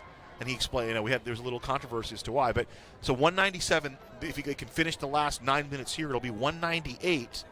So the 200th win could be that first playoff game if they get it. Gains the handoff to C.J. Richardson, and Richardson still on his feet and dragged down just inside the 5. He'll be down at the 2-yard line. Diego Rodriguez in on the tackle. If you're Hillcrest, though, what you look forward to is, it's catch-22. They had the big season in the shortened season, the 5-game season that we did in the spring, and they had to graduate a lot of seniors. Even Travis Carter, remember, he told us, hey, I want to really make this big for the seniors, even though they lost their senior year. We're going to play 5 games, timeout in Orta Vista. And you're a little discouraged. The loss to Arlington last week, although that doesn't look as bad this week with the hurting that Arlington put on La Sierra here last night. But, this Hillcrest team next year is going to be formidable because a lot of young guys got experience. They're going to have to find a quarterback.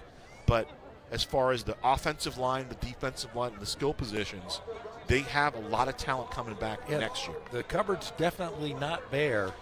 And obviously I'm biased. I like the coaching staff, but I think they're pretty good. I think Travis Carter is a pretty good head coach and a pretty good offensive coordinator. I think Ahmad Noor is a pretty good defensive coordinator, and they just need time to be able to work together. Coach Noor was telling me, hey, we're going to have a full offseason. And that's so big, as you coached. Yes. The full offseason is going to be so big for these. Obviously Novi's done it for years, but for a young team like Hillcrest, that's so important. Yeah, and honestly, if you're going to compete with Novi, and I think everybody across the board knows, they work hard in the weight room. They work harder than anybody in the weight room. And if you're going to compete, you just have to do the same thing. So I'm looking forward to next year because a lot of teams, Novi has a big bullseye in their back. Hey, and I'll say this, Jeff, and I don't know if you agree with me. I think this is the best the River Valley League has been since you and I have been working together. It has been by far. Okay. Except for maybe that 5-way tie, first place. Yeah. But no, that was a weird situation. This is. But my thought is, and it's funny. Ken Batdorf and us had this conversation last week. Ramona losing last week wasn't really a loss for them, right? No. Because now they're a number 2 AQ, so they'll be in a position. So a penalty, Matt Ariano calls the penalty on Novi, the false start. It'll be 1st and goal from the 6.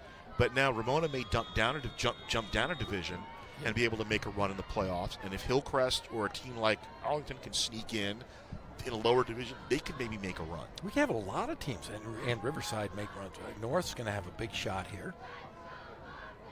1st and goal from the 6. Demarion Richardson runs right into Alvarado, surging forward. The ball is loose.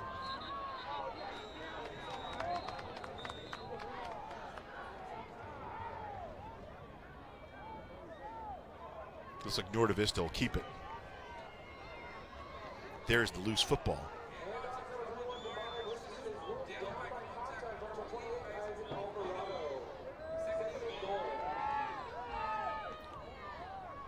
So right on the 1-yard line. I wonder if Ken Batdorf's ever been hit with cold Gatorade or water. I'm sure they've done it. They've done it all.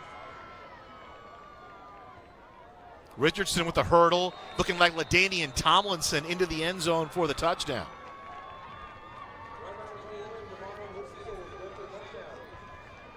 See, I'm always worried if you do that because remember what happened at Long Beach State. George Allen did pneumonia. And Ken is no spring chicken. I worry about him. Who invented the Gatorade shower? You know who invented it? No.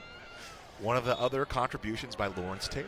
Really? Lawrence Taylor of the Giants. The '86 Super Bowl was the first Gatorade shower, I believe. Wow. He and Harry Carson trapped Bill. Parcells is kind of a tough disciplinarian kind of guy, and they wanted to loosen him up, so they cooled him off. That's why you're number 1 on the bar trivia team right now. Yeah.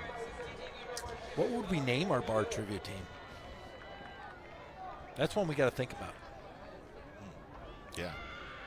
I'm kind of speechless on that. What would we call ourselves? I don't know. Well, easy. You and me. Yeah. If you and me were on team, we're the G Unit. The G Unit. We're the G Unit. Well, geez. Of course. Yeah. There we go. Anybody want to challenge the G Unit? We're here. We're here every Friday. We'll meet at the local Chili's. You know, though, what I would love to do? You know how like a coach can take a player and make him a great player? Yeah. I don't know if you ever did that when you were a coach. You take I made them good players, not great. We'll do that with Nick Rice. We're going to make him a great trivia player. We can't. You know, we have to tape his eyelids open and put him in front of a TV. We'll put cucumbers over his eyes. We'll get Carla involved. Your wife can help out. Oh. Martinez with the kickoff. Williams on the return for Hillcrest. He's up to the 30. Dances inside to the 40. And he'll get near midfield and be taken down near midfield. He'll bring it out to about the 47-yard line. Michael Gaines on the tackle for Norte Vista and first down for Hillcrest. So 28-0, the Braves comfortably in front. Hillcrest, though, hung around.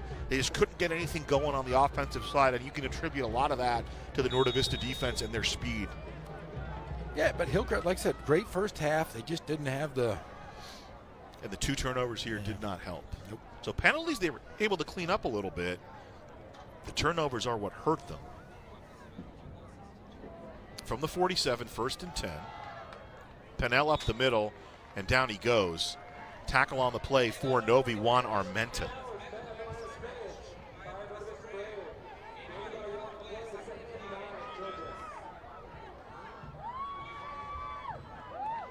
I'm interested to see where Norte Vista ends up in that playoff scramble, because looks like they will be the #1 team out of the River Valley. Second down. Norwood short hops from Dominguez, incomplete. So Dominguez, remember, started off 0 for 5, then he was 5 for 7, and now he's 0 for his last 3 through the air. And we're going to have these guys next week as well. And we'll have Hillcrest and Ramona.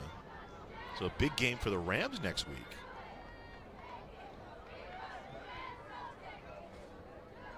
Hugo Hernandez, the senior, split out to the bottom of your screen. Up the middle, Pennell, another senior. Tackle on the play made by Schimmel.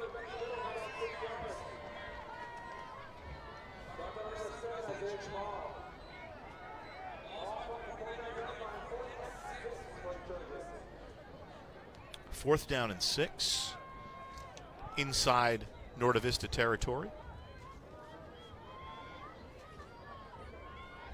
3 receivers on the near side. In the middle is Norwood. Bishop to the bottom of the screen. Abdurrahman now in motion.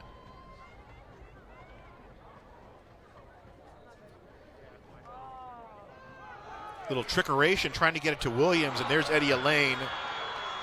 Elaine sniffs it out, pushes it all the way back to the 35. Let's see where they mark it. Ball over on downs to Novi. Wow. How about Eddie Elaine, though? You know you need him on offense, but sells out on defense. You know, his team up 28 points in the fourth quarter, and he's just still selling out on defense. That's culture right there. You know, he's obviously going to play on Saturdays, you know, next season somewhere. Is he an offensive guy or a defensive guy? I mean, he's shown. Yeah, it depends where he goes. I think, you know, I'm looking at him, and, you know, you could, running backs, for the most part, you're not going to have a true freshman running back on a team.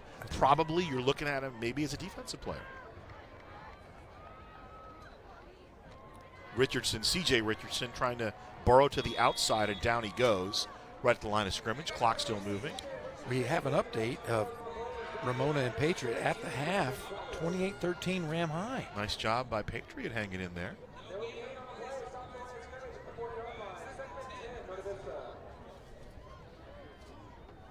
That's an intriguing question. I mean, it depends where he wants to go. You know, if Eddie wants to go somewhere like a Portland State or a Cal Poly, he probably could be a running back. Yes, he could. But if he wants to go a little further up, maybe he thinks about playing defense. And that's not a knock on his ability. Demarion Richardson spins down at about the 36-yard line. But he's just such a great athlete. And but, I mean, you're going to a big-time team. I'll give you an example. Here's Richardson. Here's the replay. Prado with the tackle.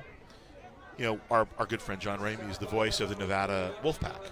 And Jacob Barlich, you know, won a national championship at RCC and transferred up there, and he was a pretty good quarterback at a top-flight JC program. I think he's on the 4th or 5th on the depth chart up there. It's just really tough to break in when people have been up there learning the system, and for a running back, man, it's tough. And maybe his brother can counsel him as it's 5 more yards coming up. I believe that's Demarion Richardson again for Novi. You know, Freddie Holly, as great as he was here, had to go sit for a little bit in Hawaii. And then he got to play, and he did a good job while he was there. But Eddie's such a slasher, which I think would make him dangerous defensively. Playing safety, you kidding me? You know, they'll get him in the weight room, and he go play safety somewhere, not to preclude the Pac-12, but they're, San Diego State, Fresno State, all these teams in the Mountain West are really good. I mean, Nevada's really good. They got a great quarterback. Carson Strong. Yeah. And the other thing is the Mountain West now, we have a Norte Vista player down, they really know the talent that lies in the Inland Empire. So they may up-recruit a kid, and nice to see him walking off under his own power. One of the big boys up front for Novi, Angel Navarro. I mean, I talk to John Ramey all the time. Our good friend used to do basketball at UCR. Now he's the voice of Nevada. He says, hey, Coach Norvell, the head coach at Nevada there, he knows the IE's rolling with talent. San Jose State has done a huge job of coming down here and recruiting players. Fresno State we know about already. San Diego State we know about already. So those teams are all, and the Pac-12 obviously is in on it too. Yeah, how surprising is San Diego State? I mean, undefeated without a true quarterback at all. Fresno State's been good. They came and beat UCLA at the Rose Bowl. This is Stoddard. He'll go down a little bit around the left side. And Fresno State had like the 3rd best offense in Juan Calles with the tackle. In all the FBS. Yeah. And this is what you don't want if you're Ken Batdorf or Travis Carter. You don't want guys getting hurt here late in the game.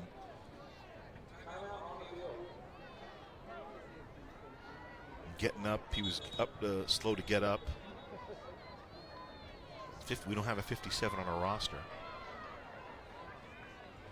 So obviously we're into that part of the game where they're playing a lot of guys who may not have expected to play. Second down coming up. So we have one more week, and then it's playoff time Saturday morning. It's a lot like in CIF for boys basketball. You show up on a Saturday morning, you get your pairings. They're not going to know until. I think they can do them Sunday. I think they said they can do them Sunday. To how? I'll do my pairings again. You can come. Follow me on Twitter. I'll get you the pairings that I'm going to break down. We'll have a lot of inland teams in the playoffs this year, though. That is the one good thing. But it's going to be difficult to really scout teams because you really don't know where they're going to fall. And most coaches are watching, 5, 6 teams. But now, do you watch 10, 12 on both sides? I mean, you figure that's the top 50. You figure out, and after that, then it's so. Who's going to be first, who's going to be third in this league, And it's a huge, the River Valley is a perfect example because the team that wins the league will probably be up, Division 6 and Division 7, and the second and third place teams, it depends on what happens in other leagues and what's going to happen with regard to the at-large teams. Now, this is the big controversy, is the CIF has issued a missive, and they said any team under 500 will not be considered for at-large until we fill the at-larges. And if we have spots left over for teams that are over 500, then we won't consider those teams. But there are teams with great power rankings right now that don't have who are under 500. Really? So do you deny a team with a power ranking of like 25 or 30 because they're under 500? And maybe a team with a power ranking of 7 or 6 gets in, which is kind of the way I've been doing it. I talked to Ken Batdorf, and he actually had the best explanation. And he said what they're going to do is they're going to break down the AQs.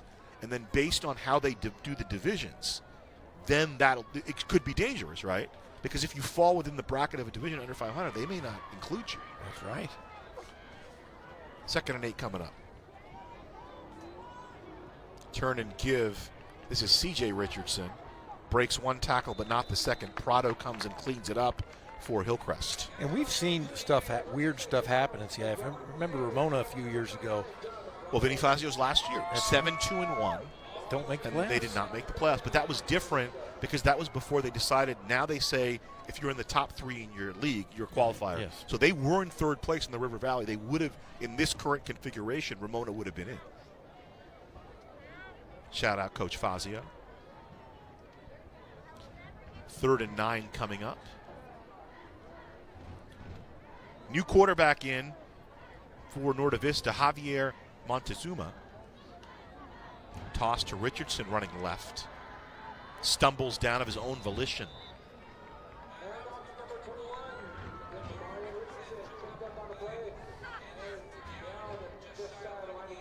Look at Ricardo Cruz pulling, just waiting for somebody to block. And he locks up there with Trey Williams, and Richardson kind of stumbles down. I want to have next year, we'll work it out next year, I want to have a 3rd guy on the broadcast just breaking down the linemen. How cool would that be? That would be cool. Yeah. When Batdorf retires, that's something he should think about, because he can probably break down the linemen pretty well. But it sounds like he's eating rocks when he talks. The handoff up the middle. This is Sabelos. I have a true story about Ken tried to call me on Sunday this week. You know, I haven't been home very much, been taking care of my parents, and so I was home with my wife. We were watching a movie. We have a nice bottle of vino, and I get this phone call from Ken Batdorf, and I don't answer it, and I send him a text. I said, look, I would love to talk to you, but I can't understand you on the phone right now because it sounds like you eat rocks. And he laughed, and then we met up Monday morning. I was supposed to bring him a ham and cheese croissant. I didn't, and he gave me a lot of grief for it. But we had a nice talk for about a half hour on Monday morning. Here's the toss to Richardson. Trying to find some space. He's to the 2nd level, and he's to Paydirt. Touchdown to Marion Richardson. 15-yard run. Another touchdown for the Braves. He did say it was an insult to gravel, though. Ken a hard Scrabble guy? He's just gravelly. Yeah, it sounds like he's literally. His voice after a football game, you can never talk to him. He'll call me on the phone, and I just say yes to him because I figure he's saying something. I don't know what he's saying half the time, but I just go yes. So wipe the touchdown away. Laundry on the field. They will penalty on Novi. Well, that's a big one. Well, good win for the Braves. Good competition by the Trojans. You know, Travis Carter said last week the same thing that had happened in the second half this week happened to them last week. We'll tell you after the play. The toss to Richardson on the outside. Now, he said, we were pretty good. We moved the ball, but mistakes, penalties, turnovers. And 7-0 first half where they couldn't convert. They got the ball deep into Novi territory and couldn't convert on a 4th and 1, and then Elaine brings it back the other way. And the second half, really the difference has been the turnovers. It has been. That was it. And we have a score over at John W. North.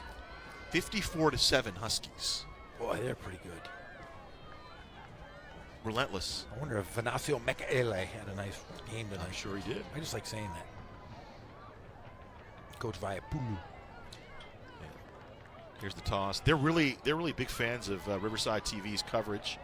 And this is C.J. Richardson, twisted down at about the 15-yard line. Tackle on the play by Wyatt Scroggins for Hillcrest. Our guy Matt Walter over there. What a good guy he is. Nice guy. What a good guy. But we only meet nice guys. Hey, I have a great story for you. Our friend Mike Lara. Yes. Has now been hired at Norte Vista High School. You pulled the strings, didn't you? No. Come on, you're the governor of Riverside. You're the godfather over here. Mike Lara is, remember, a longtime guy over at Notre Dame High School. He was the Dofo. He was also the interim head coach. He's beloved. Beloved, whatever you want to say. So Mike Lara will be over here at Norte Vista next year, helping out with Ken Batdorf. Oh, they're going to have him join the coaching staff. That's great. He's got to be the Dofo. We're in kneel-down territory here. So congratulations to the Braves of Norte Vista. For the 7th time in the history of the River Valley League, they are the River Valley League champions.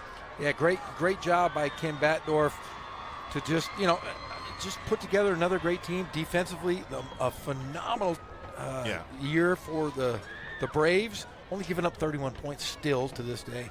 I think this is their 5th shutout on the season. They have shut out now teams 4 out of their last 6 games. How about that? That's pretty impressive, Mark.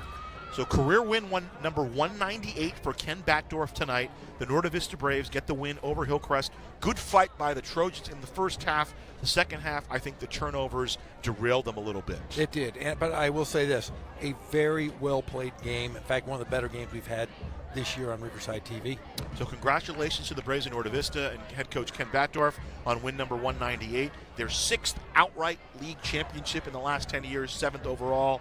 The final here is 28-0 for Jeff Gorham and for our entire award-winning Riverside TV crew. My name is Ghazal Hassan. We'll talk to you next week. We got Ramona and Hillcrest in the River Valley League finale next week. Until then, so long, everybody.